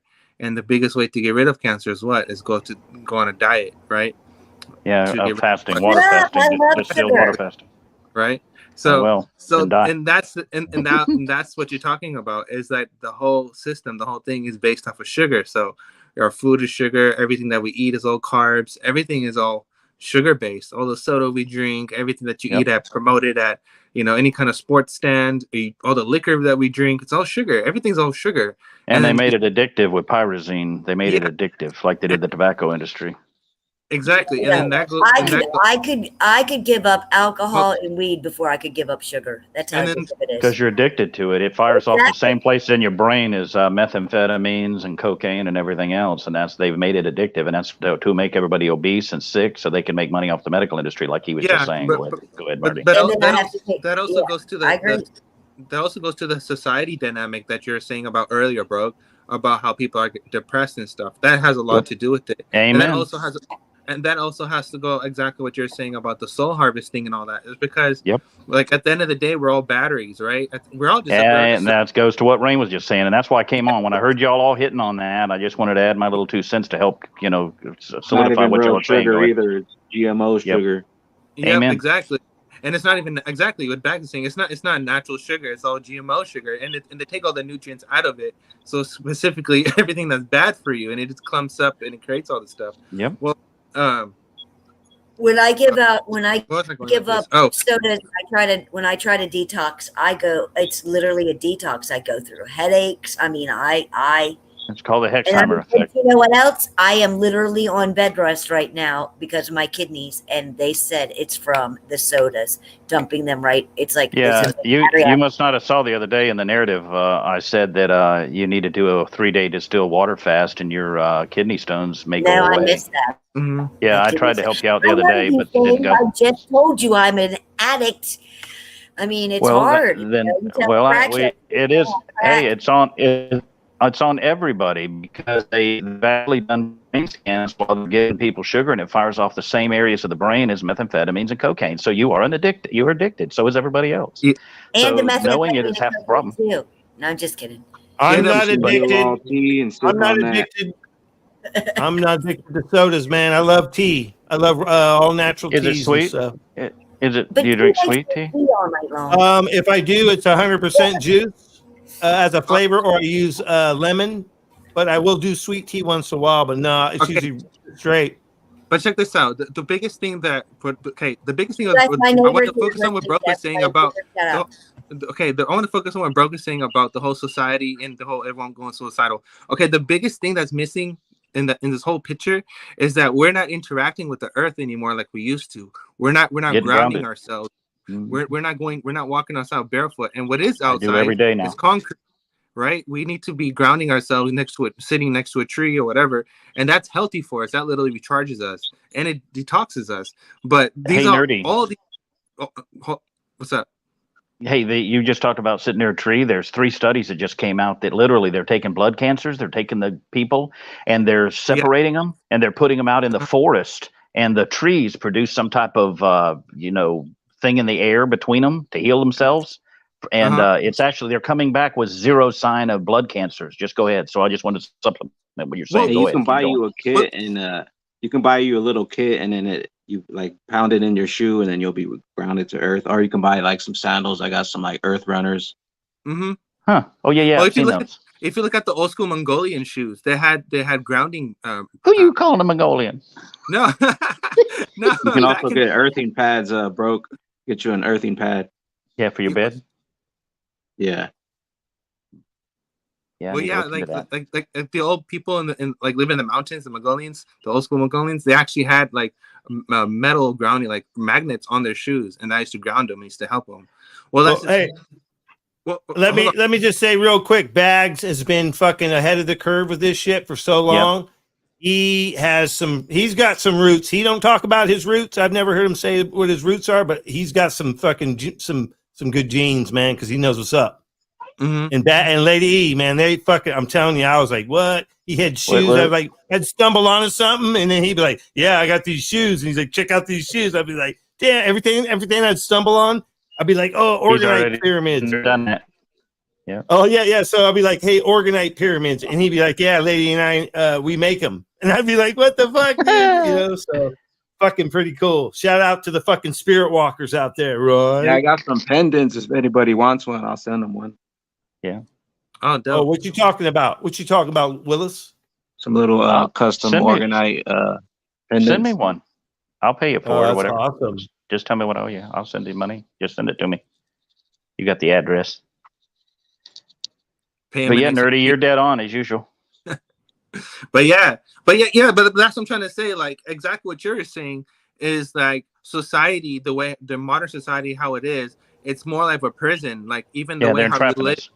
Yeah, and like how our rooms are, they're just boxes. But back in the day, how people used to live in really beautiful architecture, and they used to drink through like on with copper cups and all this, and everything they used was beautiful because they wanted to show that anything that you looked at had to have beauty in it because that made you feel good. And Absolutely. like, and back in the day, how everyone was connected with not just with the earth, but with the essence of your spirit and what it is to actually live and what it is to actually experience things. It was that core fundamental what is experience, and you're experiencing things is your soul just actually living. So having the grandest experience is be able to have yourself at the highest energy level, and all this shit is lost. Right. And now we're just so focused on this money and all this, like just survival and all this other bullshit, which doesn't even matter when like we're wasting our actual life and time not exploring like this big ass magnet that we're in, and we can actually like travel through our like different dimensions and like meditate and do all this other shit that like it's a lost art at this point. Yeah, and like we were just talking about, going out and walking in the yard. When what's your point? To your point, instead of doing that, get your hands out and get in the soil. Go plant something, not just a flower. Plant something you can eat. Go back to do a garden. Get 3 or 4 chickens. I mean, that forces you to get out and get grounded. And it's just people need to get back to the basics. And like you said, quit just going from everybody goes to the same chair, to the same refrigerator, to the same shower, to the same bed, to the same job, to the same this, and they're just a thing. And now they've got you tracked and traced with your phone, listening in and monitoring. And now right here in my county, they've got tag readers everywhere. So they know if I'm coming to your house to visit or you're coming to mine and we're going to overthrow a county commissioner, now they already know, they're listening in. And it's like, are you kidding me? I mean, we live in a police state, so yeah, definitely, leave the phones at home and get out on a bicycle and go play. I do it all the time. Get going. I throw them in the ocean, I throw my phones in the ocean. But good no, idea. That's a different tip. But I mean, that's when I get a little cuckoo. My neighbor just came over here. Everybody say hi to Penny. Hi, Penny. Hi. Anyway. But anyway, shout out from NorCal. NorCal here. Here. Right here from North Carolina. But she just said that all of her friends and their phones have been acting stupid since the talent you say, and I'm high. Yes, me too. Since that thing the other day, the Amber Alerts and stuff went out. Yeah. They said their phone, they're not getting their calls. Messages and all kinds. What you got there, Bags? These are little organite pendants I made. Oh wow! Oh, you made those? Oh, that's cool, bro. Yeah, I have a quantum technology one. It's pretty badass, dude. Wow. Grounded sandals I got. Oh, your sandals. Nice. What is that? What is that? A piece of copper that goes through to your foot or something? Yeah, pretty much. And then there's like the strap is like conducive and stuff. Wow, that's amazing. Yeah. They're already kind of living in the 5D and shit. You know what I mean? I'm telling you, that's 5D level shit. Imagine if schools looked at children based off their astronomy chart and stuff, and knew exactly what kind of character they're dealing with, so they knew exactly how to teach them. Imagine how different a society would be if we actually looked at people as through them as their spirit and not as like their as vessels. Employment. Yeah, is their employment. Hey, how about this? Get a natal chart reading. Hey, no, how about this? fucking most of the kids are like a lot of them, unless they, were, if they're autistic from the get, then that's too bad, right? But a lot of kids are considered geniuses when they're like just learning, right? And then they get programmed, and then you'll have like so many of them that come out and they break through the matrix and they're still smart, right? Like, and then so those ones are tracked, and then they come after them and approach them for jobs and come to this college or come work for the government. That's real shit right there. Real. Okay, the thing I want to say, one thing about autism is that I know many people and kids that had autism, and I think it's an evolution of how people soak in information, because every autism kid and person I know, the way how they soak up information, the way how they learn is freaking crazy.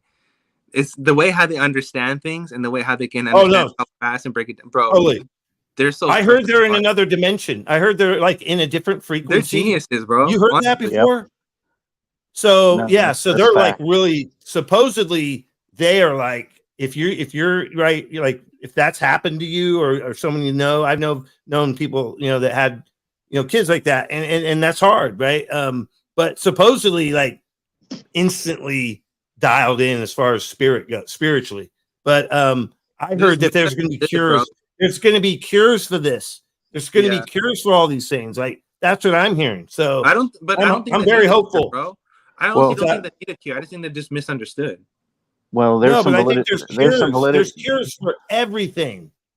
But what your point, Nerdy, is that you don't want to cure something that isn't broke if it's just because they're very intelligent. And yes, there are some kids that are that way. However, I think what you both are saying is accurate. But Nerdy, what your point is that some of these kids, they're autists. They think on a different dimension. Those kids are not the ones who've been affected by the jabs and stuff with all the aluminum, because each one of their child vaccines had more aluminum in it than entire lifetime. And when I got cancer from my mother, we got the 3 shots for the hepatitis vaccines, and we all went down. Broke. Hold on, bro. We don't want to lose it. We don't want to lose the show. Yeah, there was a lot of words that just rolled right there. Whoa. Anyway, there's plenty. There's so much metals. There's so much metals in those kids. So the ones that Rain's talking about that there's cures for, yes, that's where your chlorine dioxide can get some of that out of there. Your ivermectin, your fenbendazole, which kills cancer, in my opinion. Did you guys know Legendary was? Did you know Legendary was here? He said he just ordered a zapper. Look at this shit. Look at this shit. What's up, Legendary? Yeah, good. Bro, on what you're look at a silver pulsar. Broke on what you're saying. You ever watch the movie Cellular or Cell or something like that, when they had the phones go off and that's what made the black goo or something and created zombies or whatever? Yeah, that was also in that movie Venom, where he talked about he has parasites when he rubbed his stomach, and then that black goo come out and it bounces around and eats people and shit. And whenever you put a frequency on graphene oxide, it actually jumps around. So that's where they changed that frequency when them 17 or so of them kids that were vaccinated at that concert and they all fell out and died, or most of them died. Whoa. Gotta watch the V word. Oh, well, you normally call it the jab. What am I calling it? The V? Yeah, but we normally call it the jab. You said that. Yeah, okay. Well, I'm going to go back to you said the whole thing. I know what to say. I normally say jab, but I'll go back to jab. You can call it anything. You can call it anything. Just don't call it the Fauci ouchie, because that's just ridiculous. Yeah, that son of a bitch, he ran, in 87, that's when I graduated high school, and he ran the program that did the HIV, and then nobody died of HIV. They only died of the damn medicine that his son of a bitch gave them. And that's all documented. There's no conspiracy bullshit here. And what does conspire mean? To discuss, to get together, a theory, an idea, and that's all it is. And it's all a bunch of damn brainwashing bullshit. Well, that's not an idea. That's a fact. We can yes. Yes. It's all in their documents. It's just nobody reads them. Yeah. And he was in charge of the HIV program when AIDS was identified and scared the hell out of everybody as we were graduating. So, in other news, all evil scientists. In other news, in other news, Rich has ducked. Sorry, Ray. In other news. Yeah, all right. Let's Hey, Rain. What's up? Yeah, you asked about those airdrops. Yeah, we just had an airdrop. The first one was the Rich Duck coin that we airdropped to NFT holders, and then we just did an XRP airdrop, and then we got the steakhouse coming up next, so you can stake your NFTs and stake your Rich Duck coin. Did you just say steakhouse, bro? Yep. Yeah, that's actually a thing. Rich Duck Isn't that Steakhouse. great? Oh, Gonna damn, be you staking figured those something. NFTs and getting them drops. Fucking steakhouse? Are you kidding me? You got ribeyes? You got different levels of steaks and shit? Oh, you said the magic word. He says, Are you serious, bro? Nerdy said you said steak. I'd rather be talking about this shit right here. Fuck all that other shit. Let's talk about this shit. Say thank you, Bags. Thank you, Bags. All right, so explain a little more, man. Like, make me dream. Make me dream like Jungle Inc. did back in 2018. Come on. Make me dream. What you got? We're making Oh, money. you want a dream? Oh, you want a dream, baby boy? Oh, Oh, sell me a dream. Let me give you Yo, Rich's Duck. Can you sell me a dream? Yo, check this out. Check this out. One day, very soon, you're going to be providing liquidity to a bank, and you'll be chilling on your yacht, and you're going to be like, bitch, I told you so. And you're going to be serious. Why? Because, bitch, I told you so. We're all gonna have our cameras on with sick backgrounds. And no green screen. We're gonna have to go out in the ocean, fucking jamming on the jet skis and shit. No green screen needed. It's real life. Yeah. IRL in real life. Yeah. Hey, BPM did a space today, Bagman, and they gave you a shout out. It was funny because he literally said XRP asked him who was important that he met, and he said XRP Bags. And I got on there. I said, he said the same thing about you. I introduced him to a lot of people, and a lot of people didn't know that was him. Yeah, he was excited about it. But they You said guys talking about the BPM wallet guys, the revelers. Oh, okay, I seen XRPP too. He walked right by. I said, "What's up?" to him too. Yeah, we got NFTs that say we met XRPP. But what was the other thing I was going to say? Oh, I was handing out bags too. Oh yeah. Yeah. Those little bags with Rich Duck chains on them. But Hey, when I walked downstairs too, the dude see me. I had the green coat with the top hat. They were the photographers for the event. They were like, "Oh, you look sick," and I was taking pictures by the TV. So I don't know if they're gonna drop those or what happened. Oh, you're gonna be in the movie. You're gonna be in the movie, bro. Yeah, I bet you fucking Ripple makes a a lot movie. of videos because you were in the front of the line. Yeah. Ripple needs to make a movie, dude. Straight up fucking documentary, but like really cool. The best documentary ever. They had people there filming and shooting a whole bunch of shit. That's dope. Dude, think about it. One of the biggest new, but been around a long time startups that is going to change the world, guys. There's going to be movies about this shit. Oh, there's right? definitely going to be movies. There's going to be movies, guys. It's like the band. It's like a band that makes it, right? And then everyone thinks, oh, wow, they just made it. No.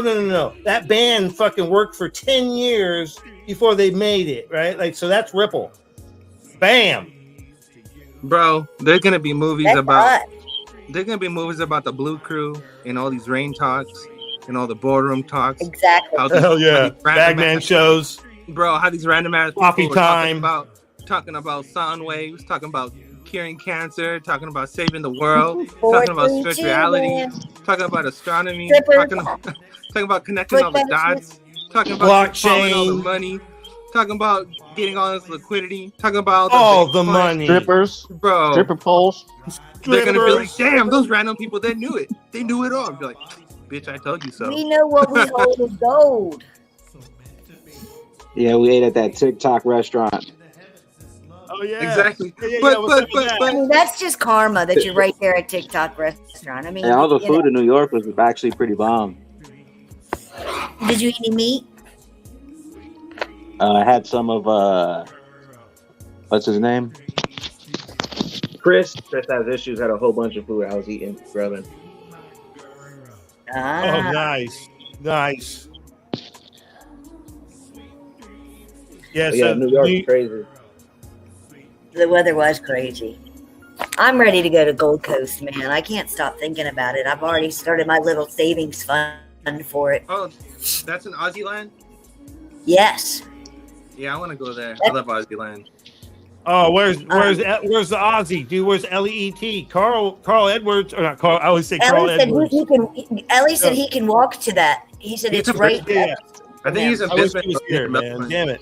Carl was here earlier. Bags, did you see Carl? I don't think I've seen him. Not today. Yeah, he was in here earlier in the chat. But yeah, LEET usually comes, but he's not here tonight. Bro, I'm down to take more trips with you guys. I am too. I think we need to get a boat and go to the Gold Coast. I'm telling you, I'm already saving money for it. If this is our the rest of our lives and all we're gonna do is just chill and just freaking go places together, I'm down. Sounds pretty cool. I'm down. I'll make the chicken. Yeah. Forget being squished in a plane. I'll take a cruise. Nerdy, if I'm hanging out with you, I got to do like 50 sit-ups every hour and get my abs in shape because you're going to have me cracking the fuck up and my gut's going to hurt. I mean, you're fucking shot out, dude. You're funny as fuck to me. Hey, You're funny as fuck to us because you're new blood. And you got everybody going little baggy. Well, I honestly don't care about anything, to be honest. That's kind of the reason. You know what was funny when they said no live streaming at the Ripple event, but when Brad came on, everybody had their phone out. You can see all the phones in the crowd. They said, hell with that bullshit. It was a whole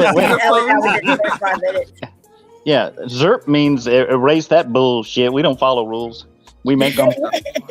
We ain't the police. We ain't the policia following policies and procedures and directives and ordinances and rules and bullshit. We don't have time for that, man. Shit, we come over the border ourselves. Fuck you. We are the border bitches. We fucking broke. I think we broke the matrix, guys. We broke the matrix because I'm going to tell you what. Whether you believe some of the shit I say or not, like the prophecy stuff, like it was prophesized that XRP would win, right, or Ripple would win, and that case. I'm not kidding you. This supposedly came from God. That case would be won. This before it happened. I saw the prophecy, and then he goes, look, I said this, and then it happened, right? And so he said that God said that was a sign of things are changing.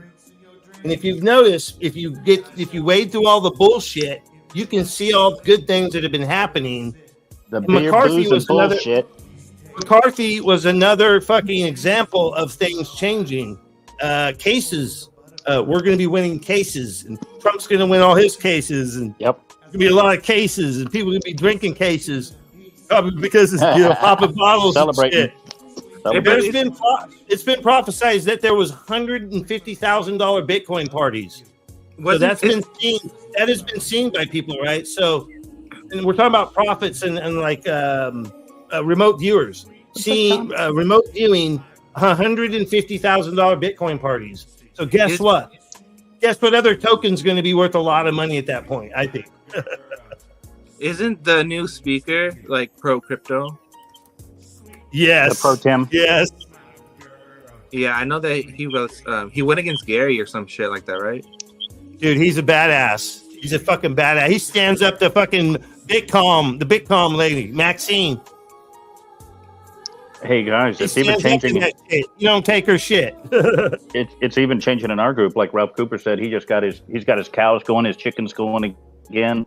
He's got everything going, and people are starting to do it all. Man, we're going back to the basics. That's good. Back to I got a volleyball the other day and a volleyball net, and I mean back when I was a kid, we did egg tosses and three-legged races and old croaker sacks, the old oyster sacks and shit. We used to throw egg tosses and volleyball every weekend and shit. Now, when's the last time we did any of that shit? Which was what Nerdy's point was. Everybody just sits there and stays on their damn phone like a damn zombie.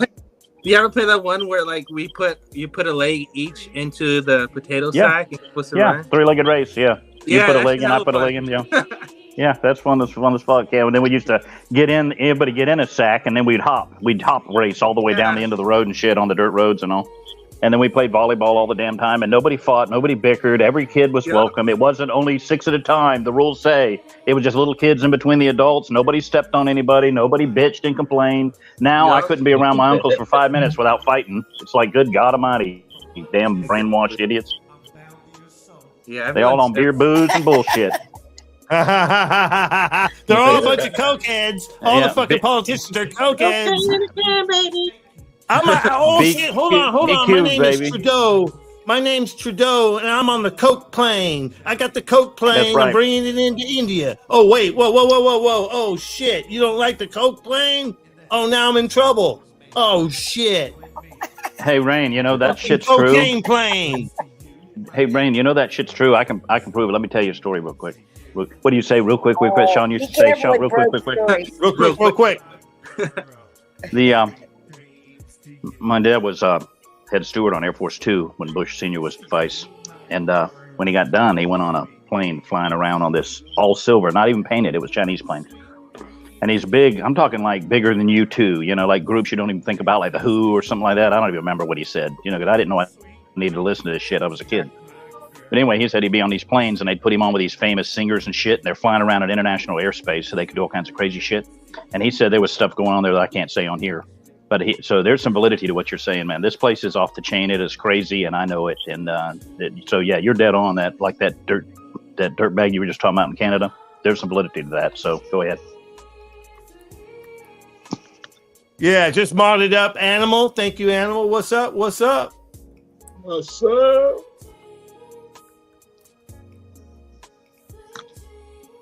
Yeah, I just gave him a wrench, man. Animal definitely needs a wrench. OG, Ralph Cooper. I love it. Speaking of wrench, little baggy, what's the story on that? There was a dude like talking stupid shit on your latest video. So I clicked on his ass like I was going to see what I could do to him. And it said I could remove him. So I hit remove. Does that mess you up or anything? I didn't know. One time I did it by accident on one of Rain's channels. Oh, you booted somebody. What does that mean? I mean, yeah, Bag. Didn't you give me? Comment. Did you remove Animal? You fucking removed Animal, huh? No, the fuck I didn't. I don't know. I don't even know who the fuck Animal is. Who messed with Animal? So broke. The wrenches means you're a moderator. When you get your wrench, you're a moderator. With the wrench comes great responsibility. You have to go into GDLTs. Yeah, but okay, stop right there though, real quick, because when I'm in the narrative, when I'm in the comment section while y'all are live, I can't do anything. But when I'm talking, I didn't. Well, when I click on shit, I didn't know I could do shit. I didn't know. Well, anyway, but what I'm talking about is time out one night through the whole show. I was embarrassed. Yeah, he was talking shit about my baggy boy here, and I didn't appreciate that shit. There was like 3 comments this little shitbag did, so I clicked his shit out, and it said I removed it, so I didn't want his bullshit in there. He was teasing baggy, and I wasn't having that shit. Oh, good for you. You earned your wrench. He said he was teasing Little Baggy. Little Baggy was talking shit about Little Baggy. Fuck yeah. His latest video, dude. It was in his narrative. It was in his comment section. This bastard was acting like a prick. So I clicked his shit off. I didn't know what I was doing. But I was doing something. I was doing something. Take care of him. I mean, well, my point is, Bagman keeps his narrative, what do you call that? The comment section very clean. I mean, he doesn't make a lot of comments. He don't make a lot of comments. He tries to just put out the little memes and shit. He tries to make sure that, he's trying to, this is his making a living doing this shit, and he's trying to make a difference and educate people and all. Exactly. And I didn't need that guy on there doing crazy shit on his channel. And Rain, your thing, now I hope the hell it wasn't Animal, but there was I was trying to get rid of one of my old clicks, and I clicked on somebody else's by accident and hit remove, and it wasn't my comment. And I'm like, well, it had to be my comment because I wouldn't be able to remove something that ain't mine. So I just went ahead and hit remove. And I didn't know. Now I'm figuring it out this long later. So if that was Animal, I'm sorry. Go ahead. No, it wasn't Animal. That was another just a hater. But the normal scammers and spammers that pop up on like the normal channels, they don't come around no more because I nuke them, so they don't waste their time. Well, by God, I didn't know all of us could do it. Dude, I'll take their little asses out. It don't make 2 bucks to me. Well, no, there's some where they just. I've been capping asses for 25 years. No, there's some where they'll drop like 50. They'll drop like 50 spam comments, and it'll take forever to do it by hand and remove each one. Not by if hand. there's So not if there's 100 of us doing it. Now that we all know we can do it, you've got to realize that's old bastards. We don't know what the fuck's down. I mean, now I do. I'm gonna be nuking some asses. They fucking with you. They fucking with me. Them bitches. Hey, that's why I don't do beer, booze, and bullshit. Could you see me drunk? Yeah, bloody. That's why they call them. Yeah, that's right. Knock them in the fucking head, take them out. That's why I don't drink, and that's why I don't do beer, booze, and bullshit. Could you see me on beer, booze, and bullshit? I'd be fucking some people up. Oh my Get him, God. Maloney. Yeah, Officer Maloney. Those guys over there. Right over there, sir. Right over there in the corner. I'm telling you. I didn't like that shit. I mean, there was like 10 comments in his whole damn comment section, and 3 of them were these dipshits being negative and shit. And I said, no, Baggy wouldn't want that. So, okay. Well, I knew he wouldn't want it, so I hope you don't mind, Baggy. I took their asses out because they were talking shit about you. Oh, appreciate it, brother. No we problem. got your back, little Baggy. That's right. I'll put their asses in a body bag. Bag them up. Bag them up. Bag them up. Hey, everyone's loving broke, man. They're saying go broke, fucking love broke. Yeah, do it. Well, it is what it is. It's natural for me. I've been doing it my whole life. I don't know how to do anything other than I'm just fucked up. I don't know what to tell y'all. I'm That's goofy. why you fit right in. You manifested all of us because we're the same way. I'm usually the craziest one. Hey, why don't you pull up that old song? Remember that and play that. We Are Family. Remember that old song? Yeah. We are family. Got all my brothers, sisters, and me.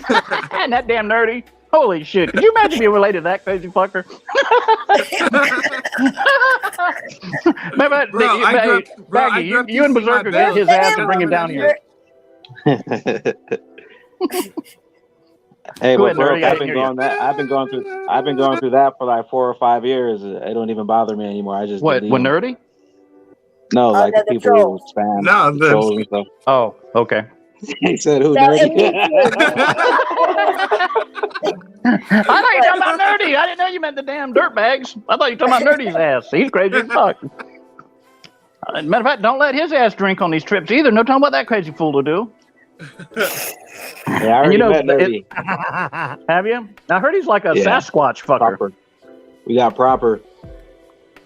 Yeah, I heard he's like 7 foot tall or some shit. He's like a Sasquatch or something. That's what I heard. I don't know if it's true. I'm just telling you what I heard. Walked away because he's not listening to us. He's not commenting. I'm 6-something. I can't. But she knows to shut the fuck up. He's running with real dogs now. That little bastard's off the porch. I'll fucking chew his ass up. I'll slap his little ass. I'll slap his little ass and tell him to get back on the porch.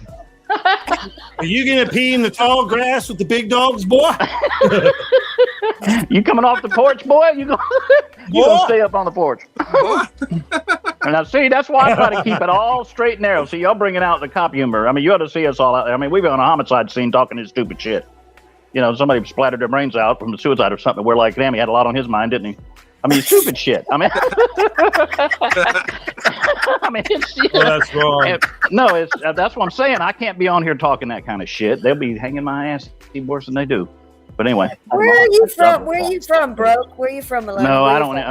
No. I've already put out way too much on me. I don't need to weed. I've had weed for 30 years. So I don't need no more weed. I'm trying to stay alive, bro. I'm trying to stay alive. They're poisoning my ass, stealing my property. I don't need the motherfuckers after me no more. Yo. Nerdy, then I'm really screwed. Keep it simple, stupid. Might rub off on us. Go ahead, Green. You guys are having way too much fun on here. Shut it down. Settle down. YouTube, yeah. No, we're having fun. Well, you see why I never did a channel. Fuck, it'd be all fucked up. They would have had you. Everybody'd have to come see what kind of crazy shit we're doing next. Can you imagine that? Holy hell.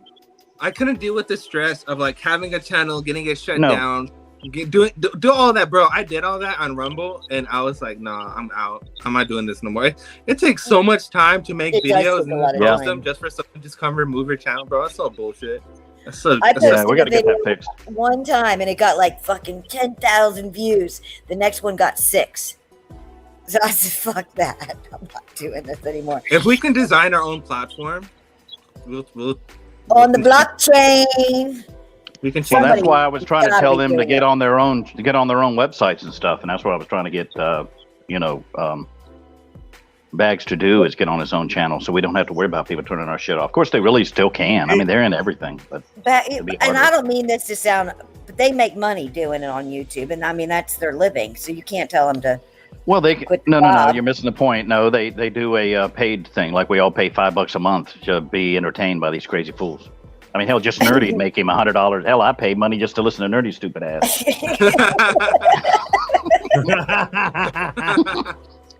I mean, it's Jesus. good shit. It's good shit. You can learn something. You can Nerdy learn knows something his when you shit. come over here. Hey, now let me clarify something. I may be joking. Let me tell you that I don't like, and personally, now if I knew Nerdy, if he was talking to me on the damn phone, he wouldn't have the damn name Nerdy. He ain't no damn nerd, and he's a very intelligent kid, and I like it. He's got a good aura about him, and I don't like teasing him, so don't take that the wrong way. I respect him. He's a good kid. That's why I'm teasing It's all him. love, bro. It's all Okay, love. that's And why we'll I'm make sure you just know glad that. he got rid of that seal Oh, of picture. course. That was freaking me out. I like that. I liked it. Go back to it. I thought that was cool. I actually liked it too, dude. Yeah, I thought it was cool as fuck. Hey, so I think I was following Nerdy X on Twitter for probably a long time, and I didn't realize it was him, right? Like once the YouTube thing was so, happening with the boardroom. I had my Nerdy XRP account on Twitter, and then I tweeted something to Joe Biden, and then I got my account suspended, and then that account's gone. And then I made my new one, the Sean S90X one, and that's what I've been rolling with. How long have you rolled that one? Just recently, like December of 2022. I just recently opened it again. But I used to be Nerdy XRP Panda on Twitter, but yeah. Yeah, because you had that. I always recognize that XRP Punk or whatever that is, that profile pic. Huh? Why? Did you work at like Panda Express or something? That XRP, don't you have an I X? just love pandas. I just think they're X-Punk? Hold on. Don't you have an X-Punk or whatever it's called as a profile pic? Yeah. Yeah. That's what I always remembered, though. Yeah, I didn't know it was great. you, Oh, is it a panda? though. You know, with the No, boardroom it's a and stuff. It's a brown braided person. Okay, then what the hell's the panda got to do with anything? That's what I'm trying to figure out, Goof. I just love pandas. Oh, okay. That's what I wanted to know. Great. Nerdy Panda. So now we got Nerdy Panda. Hey, do you like Panda Express? I can take it or leave it just because it's Chinese food. I'm afraid what's in it. But now that I realize that they're not more even our Chinese friends food. than our own people are. So they're probably safer to eat their I think food. it was than a ours. Korean, wasn't it? It was a Korean recipe, I think, or China. Was it No, Korean? Panda Express is Chinese. It's American food. That's what it is. It's just American. Panda food. Yeah. Hey, man. hey, don't ruin my dream. Don't ruin my dream. Panda Express has nothing to do with anything. Okay. I thought the story behind it was a freaking like an ancient recipe from Korea. No. No, it's Chinese, dude. I'm just kidding. I don't remember. Bro. There's a story on the wall. No, I check think. this. No. We're on this Chinese subject right now. Chinese hot sauce. Okay. That Chinese hot sauce at the China. restaurant, bro. That shit China. is so fucking good, man. Oh my god, I can use that on anything. I literally went to Safeway and bought some because that shit is so freaking good.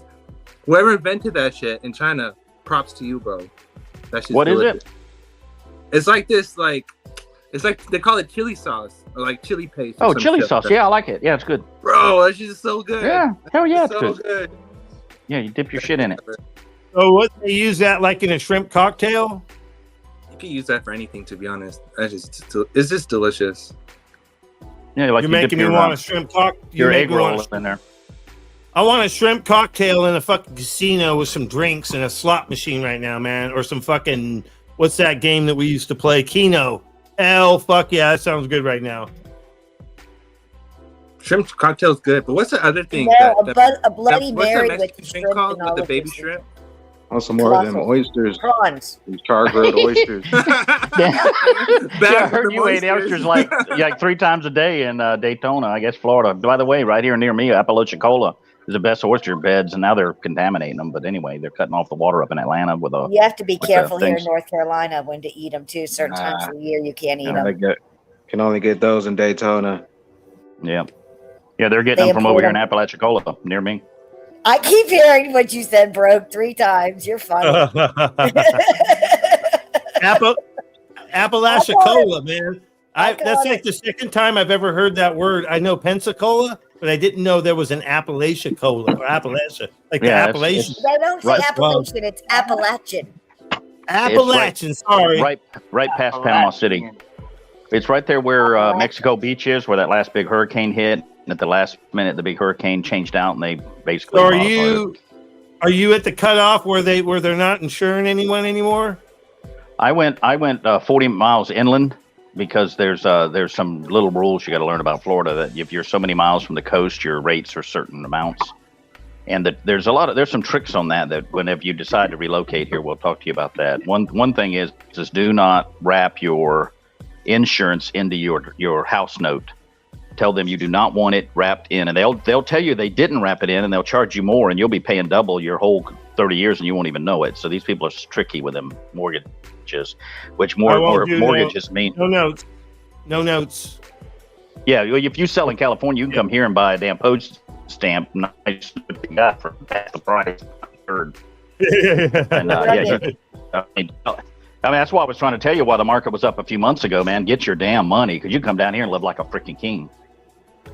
I was going to tell you that too, Nerdy. Brain, sell now and just hold off. Go hang out with somebody. Go travel a little bit, because the bottom's going to fall out and the prices are going to drop again.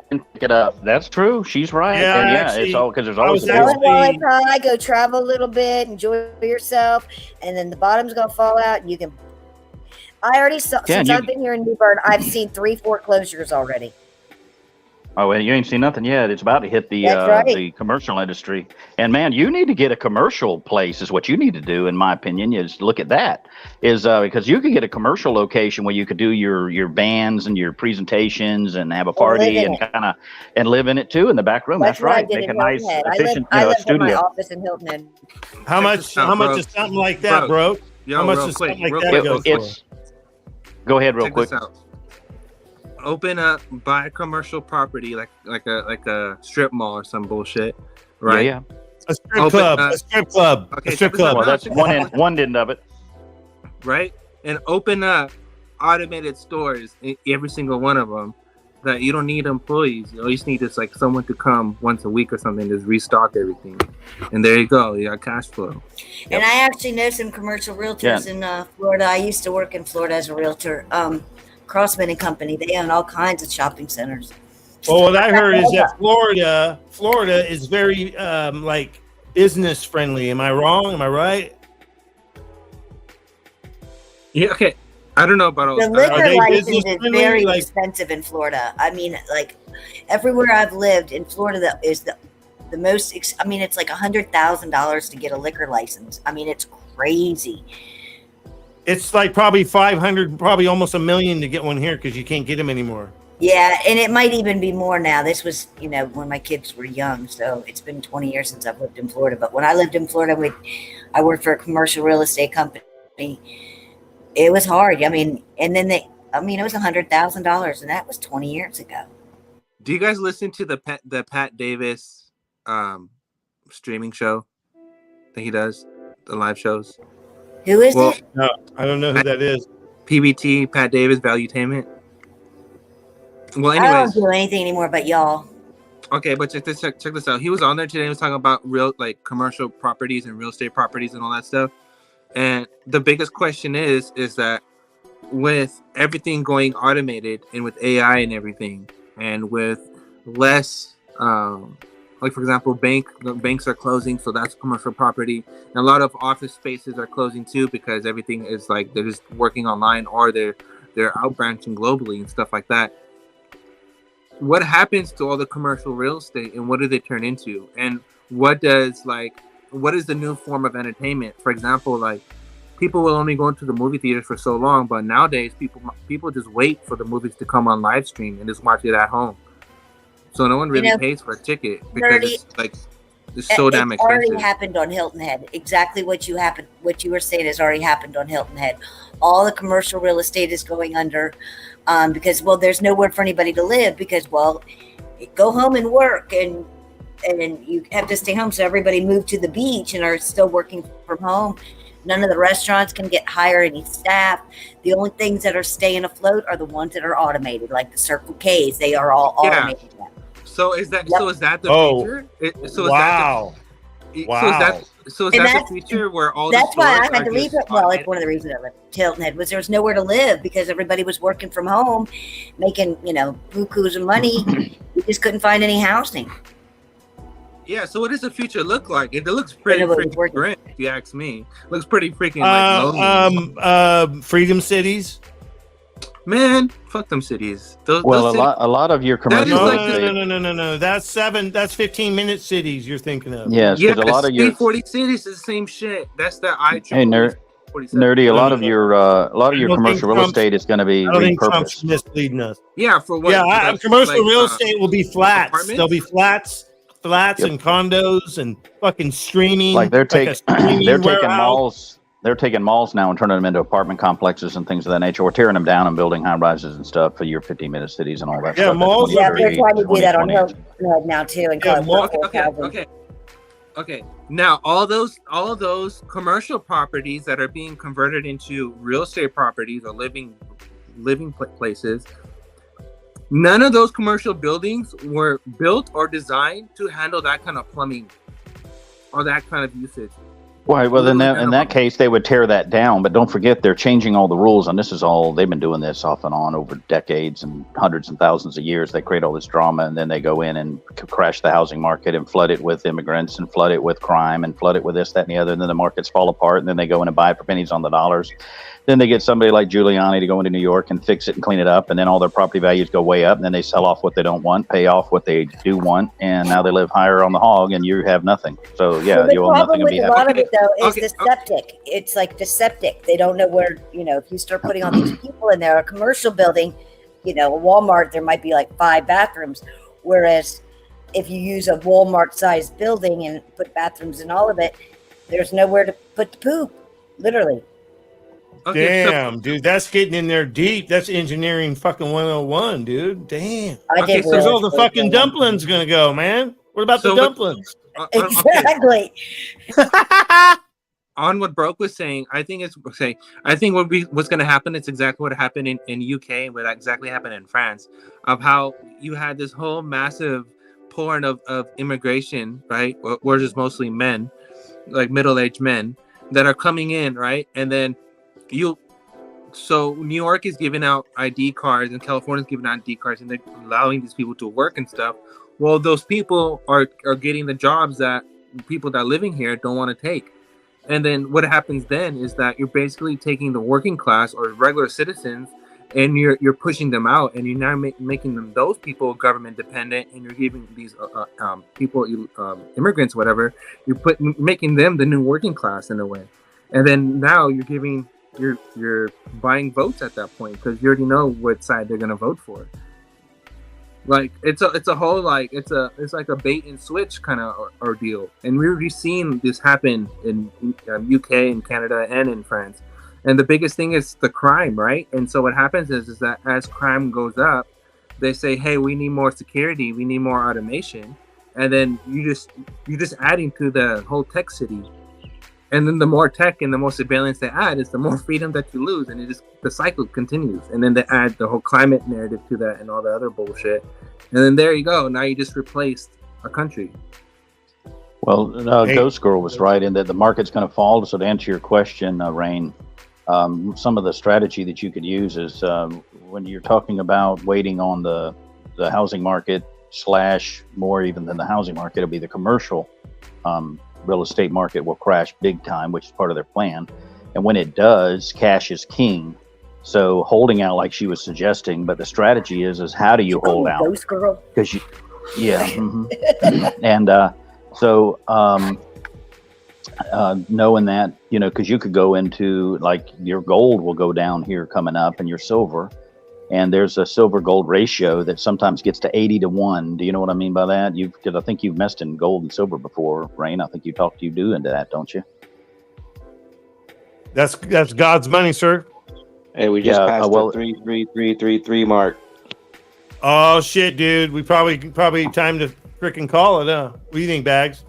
Have we really been in 3 hours? We have been like- 333 glitches.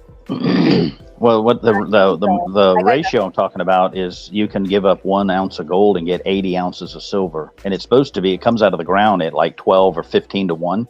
So 15 ounces of silver for 1 ounce of gold. Well, sometimes, and it's right now it's like 70 or so, but you could swap out. So my point is, if you catch your house sell and you go into cash, and then you catch the down when it's about to go down again, and then when everything collapses, it's going to go down again for all the rich to get in because they're going to throw paper derivatives on it.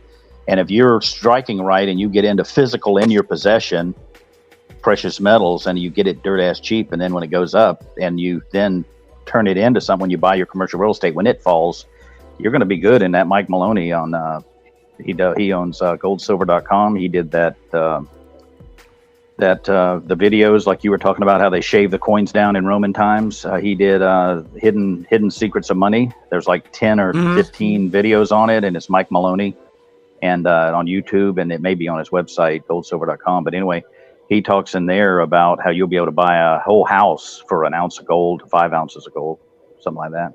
So if you strategize it right, you could play and you could stay at everybody's house. I mean, god dang, you got people on your channel that all around the country. Just stay there a couple weeks at each place and see that area and move on. And hell, I've got a go house on here. tour. Yeah, go on tour and enjoy yourself. And when you feel the energy where you want to be, and then as stuff moons or stuff changes or the markets fall and cash is king, you're in cash, dude, and just go in and pay cash for it, and you have no debt. And mortgage is an agre agreement, mortician. It's agreement till death, and the average person every 7 years changes his residency. So they redo their mortgage, then they got to fix up their house, then they got another kid coming, so then they need a bigger house. No, you got a kid coming, you need a smaller house, dumbass. They spend $35,000 in the first year on their kid that doesn't even know you just bought them Oshkosh Begosh damn jeans for $50 for a damn infant. God, that ain't gonna, it's just people are so crazy. But I could go on that shit, forever. So we'll get back to whatever. Yeah, I'm gonna have to call it. Hold on, real quick. All right, yeah, go ahead. Hey, so let's go around the table. Let's go around the table, Nerdy X. What Broke is saying, I think it's exactly going to be like that, where people who own real estate, or even the thought of even buying real estate, are only going to be for the people who actually had money on hand during this time, or people who are holding precious metals. Because I firmly 100% believe that in the near future we'll be able to buy homes and properties and stuff for like a few silver coins. And I think for 100% fact that silver is going to surpass gold at some point, and silver is going to be the main one. That's it. And Andy Scheckman, Andy Scheckman. Yeah, that is full of knowledge.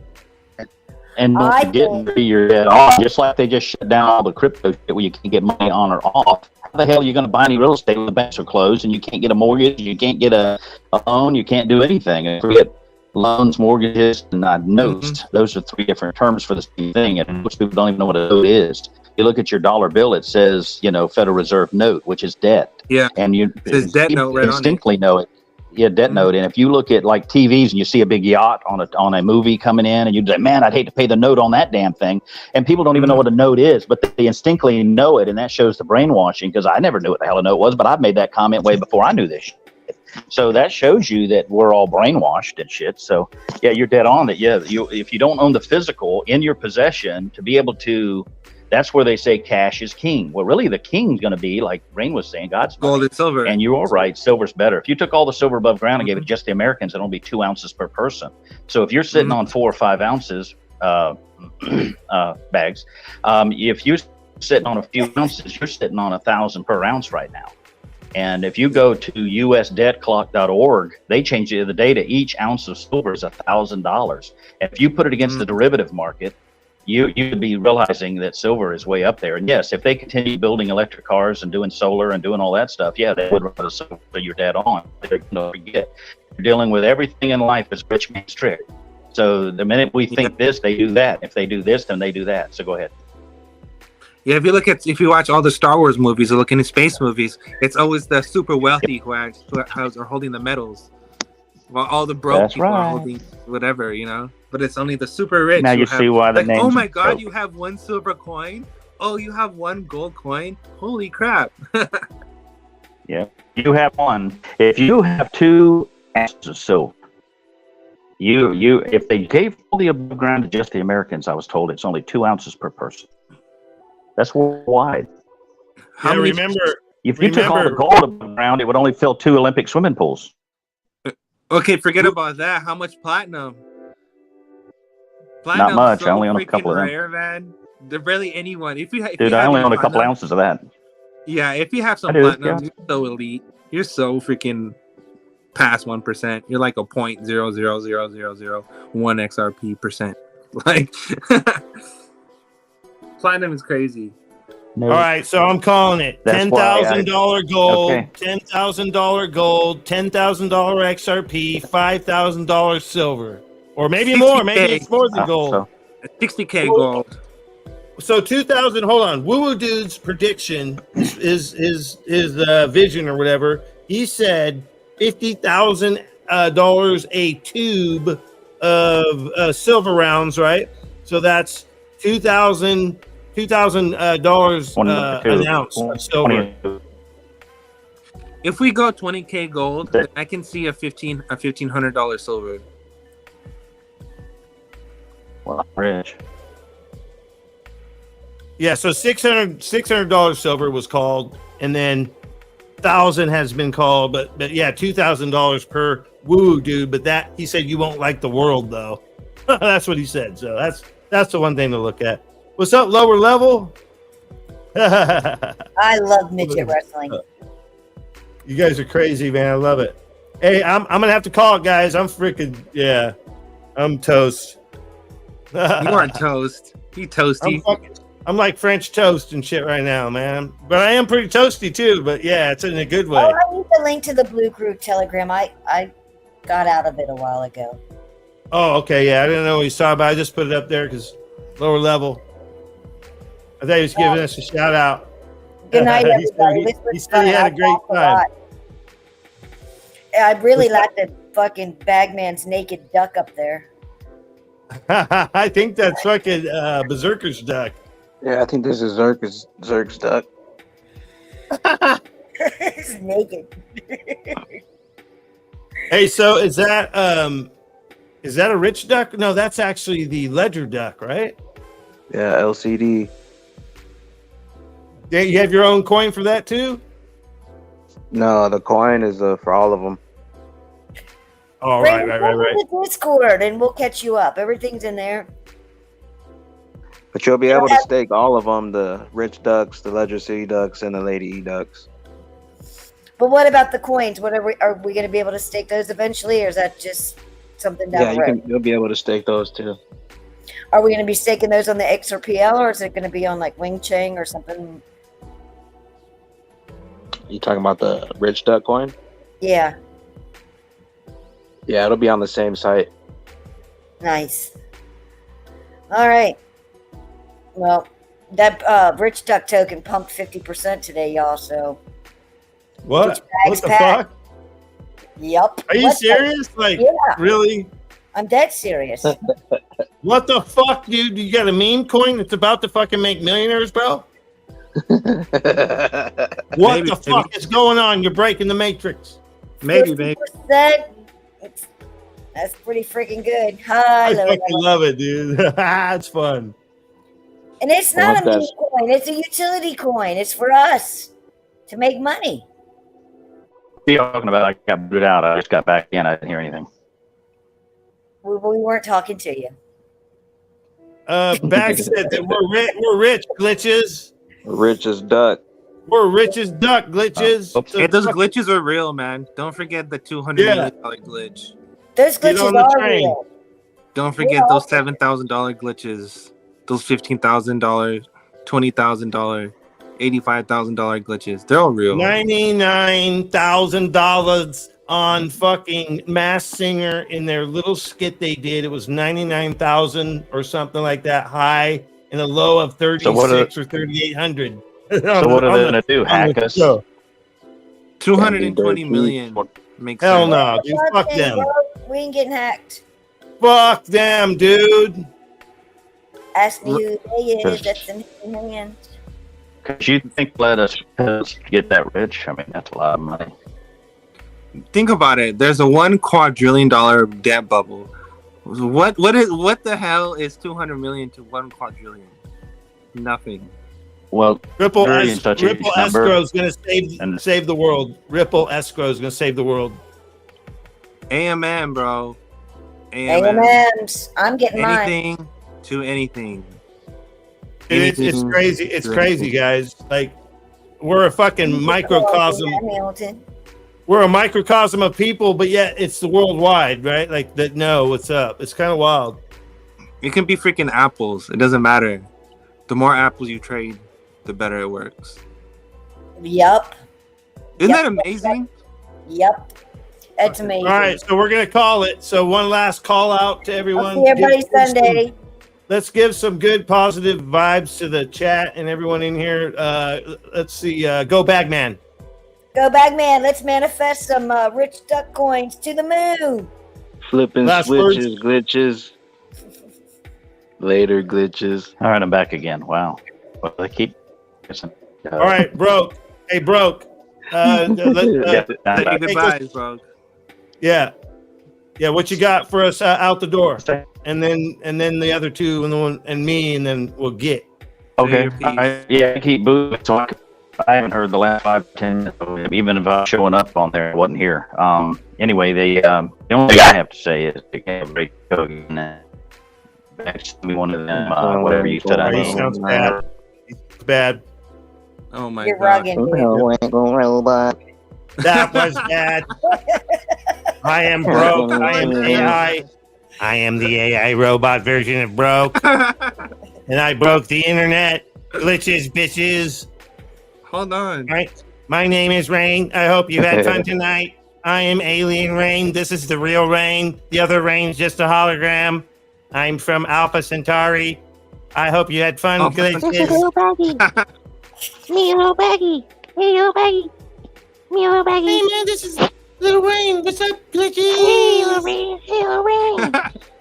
Oh, shit. It's little bags. Little bags. Little baggy. Little bags, that little nerdy. Did I just hear little nerdy talking some shit? Little Hey nerdy. guys, it's me, little bags. Hey, little island. No island. Pack your bags, bitches.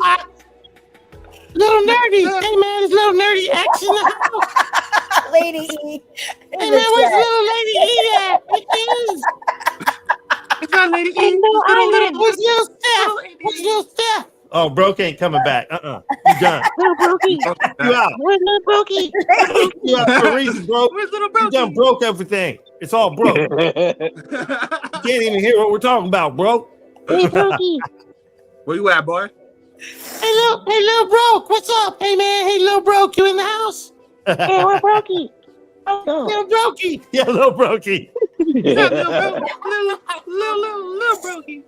Little brokey. Ain't never gonna You guys top too much fun, man. We've Hey, had in a while. I love everyone. Fucking, you guys make my fucking week.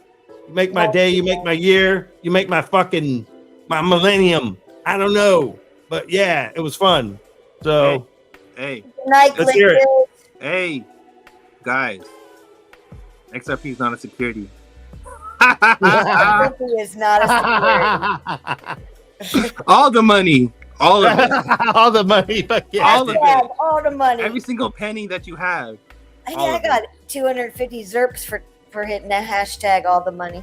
All of it. All them. Are you dirty- serious? You talking about getting paid on X? Yeah, well, no, just shilling. I've been shilling because I've been laying in bed. Well- Zerpay is a new XRPP's token. They're doing some stuff, and if you just follow along, next thing you know, you get airdropped. And that token is making me some money right now too. Yeah, but people are making money from X, man. Like, you know, so Yeah, and we'll see. Again, I don't think you were on earlier when we were talking about it. I did some investigating on what happened with DAI, and X support literally said that they were going to start combing through big accounts that were getting way too many likes and retweets and stuff because of the bots, and they basically want you to do your own maintenance on your accounts to make sure. Yeah, I heard that. So yeah, it's getting kind of wild. I don't know, whatever. But all right. Well, I got to saying get too. It could have been from third-party advertisement from his YouTube videos. I know, right? Oh, right. Okay. Right. Hey, Bitcoin maxis, we have liquidity if you need I it. told you. I Let us told know. you they didn't like third-party freaking ones. We need to go on YouTube Studio. You guys have enough followers to do that. Hey, Animal says peace. Peace out. Gotta do my night walk. Lady, you Yeah, got yeah, me yeah. back. Love Live Heal says you got to do her night walk. Let's go, baggies. Nice. I fucking love it, dude. All right, so guys, bullish. Let's go. Hey, Let's so go now. That's it. extra bullish Sunday, right, Bags? Yes, sir. Extra bullish. All right, you had a guy shout you out, dude. Will Fix. He's the one that did the fucking clickbait $25,000 XRP. He's actually pretty cool, and he was shouting you out by like doing the bullish, or extra bullish. Bro, if Something anyone like that. wants to know how XRP reaches these prices, just think about debt. That's what AMM is. Anything to anything. That means debt. Debt and AMMs. Means fucking Roger, is that what you got? Is that what you got for? Do a shout out for everyone, nerdy, so we can get. Shout out to Blue Crew. Go to sleep at night. Peace. Letter glitches. Yeah, sleep. The glitches are real. Sleep. Yeah, the glitches are real. Nerdy per Glitches nerdy are real. and per rain. Bitcoin Steph, is say your Good night. Good night. Bye. Good night. Hey, Bitcoin. Do you think Bitcoin will ever hit 70K again? I don't think so. I don't think. Yeah, I just told you earlier that they had Preminent. They've already seen the $150,000 Bitcoin parties. How the network's gonna freaking? It's been remote viewed, nerdy. It's already been remote viewed, bro. Like from very high level shit. I want to see Okay. it. So, and when that happens, XRP is going to probably be $10,000. 10K Because for remember, the end game. I tweeted out that every price that fucking that Bitcoin has hit, XRP will hit eventually. So I believe that. I need to screen share this vision. I really believe that, dude. Serious. It's real. I need to see this. Yeah, the ratios are way better for XRP. Yeah. Like, come on. No, guys. but you at one point could have day traded Bitcoin and Ethereum and XRP. You could have day traded all of them and did pretty good, as long as you didn't get greedy. But I know, but what I does did pretty Bitcoin do good. though? What does Bitcoin do? What does it solve? Nothing. All cryptocurrencies fucking send money. They all do it that. broke the ice. It broke the ice, man. A lot of people like it. It doesn't do shit. It's garbage. Demo. It was a test net. It was a songbird. It is a test net. It's test It was net for Joel XRP. Katz. Yeah, Joel Katz was he was experimenting. He was hired to do a job. onboarding us. It was onboarding us. Bitcoin onboarded all of us. Bitcoin happened, and then XRP was created, and then then they took whatever from XRP and was like, hey, XRP for the banks. We need something for retail. We need something for little people, and then boom, XOM came about. Right. Yeah. Because Jeb McCaleb, man, he's a big player in all this, and he keeps it on the down low. He definitely keeps it on the down low. Yeah. I still hold Bitcoin.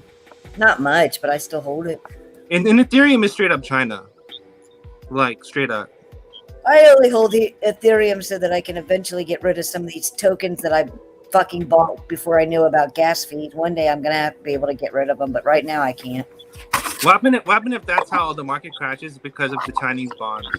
And then that crashes. We're Bitcoin never and going to ETH get off were of both here. controlled Yeah. by China at one point, and Brad would always come out and say it because they would always talk crap about XRP, but he would say, but there's only 2 or 3 mining pools to control ETH and BTC when he was doing those interviews. See? And then, but we know that United States owns like a large majority of Bitcoin. Dude, when I was on Hilton Head during the pandemic, we used to just there was nobody around. We used to just kind of like walk Mutiny. around. It was so quiet. We would find, because we already had fiber optics and we had these big mansions that were empty, getting electricity for the vacationers. So like the people that own these houses didn't know how much their electric bill was supposed to be. We found big mass servers of I know they were mining. I know they were mining Bitcoin out of other people's electricity. So they're doing it here in the US too. You just don't know it. Mining is stupid. They're stealing it, but they were stealing people's electricity and doing it. Yeah, but that's what I'm saying. Like for people to come out and say that, oh, Bitcoin's the future, blah blah blah. Yeah, but mining is stupid, and all the banks tell you that mining is stupid, and they don't know who's making the money and what they're doing with that money. That's what makes XRP a liquidity provider and liquidity pools so freaking special, and that goes along with SDRs and all that stuff. So how the hell, like, I don't get it. I was in a group chat the other day, and I was talking about how we really need liquidity pools on the XRP, blah blah blah. And the only two people that said no were the ones that got Ripple grants. It was Chris from BPM and Vet. They're like, oh no, liquidity pools are only going to be good for a handful of people. We need to get it out to the real world. I'm like, but if we can't create liquidity pools on the XRPL, how are these small projects supposed to make any money? They're not getting Ripple grants. I don't know. I'm all for it. Like what makes more sense, to send XRP on Bitcoin's Lightning Network, or to send Bitcoin on Ripple's XRP ledger? Exactly. Like, come on. Which one has liquidity? Exactly. Not the fucking Lightning Network. I'm scared to even get on Lightning Network. I don't trust it. Bro. Especially if they keep pushing this green narrative and this carbon neutral narrative. They're either going to ban Bitcoin or it's going to be taxed. Okay, even if they don't ban Bitcoin, they'll have to be like, okay, if you want to use Bitcoin, use it on the ledger, use it on Interledger, whatever, but you can't use it on, no more mining. Yeah, but at that point you're just using this type of let's use dial-up internet. Yeah. Isn't that why they're trying to wrap Bitcoin just to be able to do that? I mean, is so that they don't have to mine it because it's already been hashed, blah blah blah. Right now there's only 3 coins with there's only 1 coin. Well, there's 2 with clarity, and then one with kind of clarity, which is Ethereum. So doesn't make you can send. It makes more sense to send Ethereum and Bitcoin on the ledger, on XRP ledger, which gives you liquidity and all this other stuff, versus China-controlled, government-controlled Bitcoin and Ethereum. Well, that's what the EVM network is supposed to be. That new EVM that they're working on. And I 100% believe that that's exactly the solution to getting rid of Bitcoin, to getting rid of Ethereum. It's like, as long as you have EVMs, why do you need Ethereum around? Exactly. That's what I think they're working towards. So anyway, are we leaving? Is on the right thing. Is that a mic drop? Do we leave on mic that? Drop. Mic drop. Good night, Just make it an IOU. Good night, everybody. What makes sense to you guys? You be the judge. You ended on that, Rain. Play some Bagman music to get us out of here. Rain, where'd you go, bro? I think he Play thought that straight out the trailer. Oh, damn, he fell asleep. No. He probably thought that. He said, I told these bitches we were done, and they keep going. Glitches. Oh, the glitches. Strippers got him. The glitches are real. Glitches. I slipped. Straight out the trailer. Let's go. You guys want? I was gonna play that on the way out for sure, dude. Play it now. Yeah. Okay, so hold on. Let's take a check real quick. Hold on. Do I drop straight out the trailer, which is really legendary? Should that be the first one? Yes. I think so, man. It comes fucking. That one's not about your girlfriend, and maybe you need to make your first million without her. Oh shit! Then she'll only come back for royalties, and you want her to come back for you. I'm being honest. So check it out. I'm being honest when I say that I hope she somehow, some way. I think it would just be so cool because if that music was to do amazing things, you just never know. I would obviously want to, share it, dude. Because I mean, come on, I couldn't have done that all on my own. Some of the music is on my own, but with when you add her into it, it makes it fucking so epic. Like I can't even believe I did that shit because I'm a metalhead. I'm a rocker, right? Like I know, that's why I was surprised when I started listening to it. I was like, I know it'll floor people. Like, metalheads and rockers are big softies. right. Nah, I've tried to be more in my Metallica heart. was the only heavy metal band that never wrote a love ballad. Bro, heavy metal people are the nicest people on earth. I know, I'm a headbanger. I'm a metalhead, but I'm well rounded because I grew up with so much, so many different genres of music, and you know what I mean. I wasn't like, for a while I did get kind of stuck in a loop of styles, but I eventually broke free from that and experimented, and that's why I have synthesizers and all that shit. Right, I have all kinds of stuff because I'm at heart I'm a musician. I'm an artist. I just create. I'm not taught. Never was taught to do any of it. So, you're a beautiful butterfly, Rain. Yes, and I'm breaking free. From For the last 2 years, the only music I've listened to is crypto music for the last 2 years. I just started putting like Linkin Park and Metallica back on my playlist, but I don't. That's all I have. People come over and be like, "What the fuck are you listening to?" And I'll be singing, and I'm like, "Y'all missing?" But that's all I listened to for the last 2 years. You got to tell them that Ohio is for lovers. Is what's for lovers? Ohio. Ohio is for lovers. Ohio. Yeah, it's a song. Listen to it, you'll understand. Okay, I'm gonna listen to it right now. Hey guys, I'm gonna jump out. My bat's getting low. Catch you on the next one. See you. All right, guys. Good. Let's listen to this song real quick, and then we out, man. We out. All right, let's do it. I appreciate all you for showing up and hanging out and the support and giving me, give me confirmations on what what should I put out, right? So it's pretty cool. I appreciate it. Love y'all. I hope y'all are feeling this, because we're coming to you live. Straight out the trailer. Yeah, that's what I said. Coming straight out the trailer. Straight out the trailer. You can bet on that. Bet $1 million. Yeah, better not be hating. Don't hate. Straight out the trailer. Straight out the trailer. I'm coming to you. Straight out the trailer. I'm running from the jailer. Yeah, the jailer. Need to send me a motherfucking express mailer. Express mailer. Going to see the motherfucking bailiff. You don't want to see the bailiff. Cause I'm coming straight out the motherfucking trailer. Motherfucking trailer. Yo, we're kicking it in a double wide deluxe. This baby's so sweet. You better bring your tux. Straight rare and roll-ups. You need to show me the big bucks. We're making this flow. Straight out the tray low. Coming to you straight from the motherfucking trailer. Straight out the trailer. Straight out the trailer. Yeah. Coming straight up out the trailer.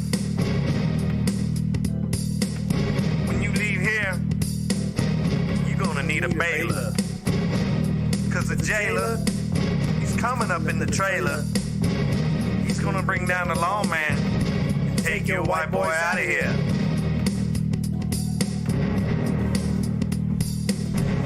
Jump if you got a trailer. Jump.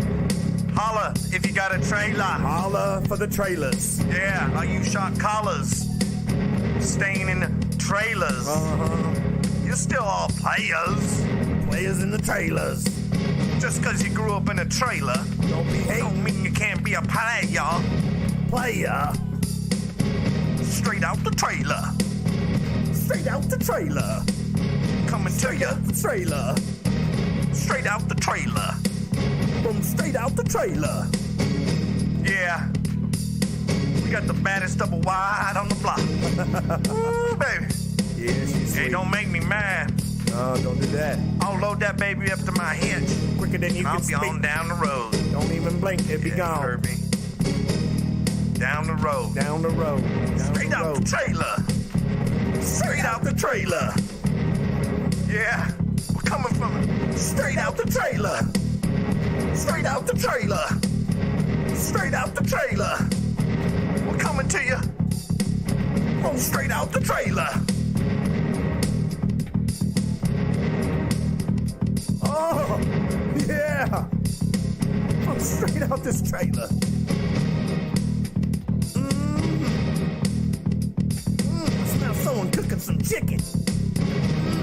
I'm hungry. There's one thing about living in a trailer park. People are friendly, and they will feed you like you was animal.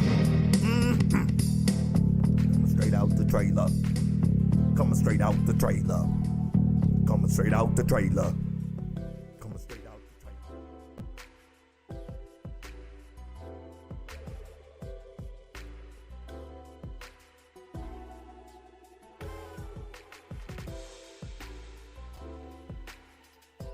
Thank you for listening to F.N.W.R.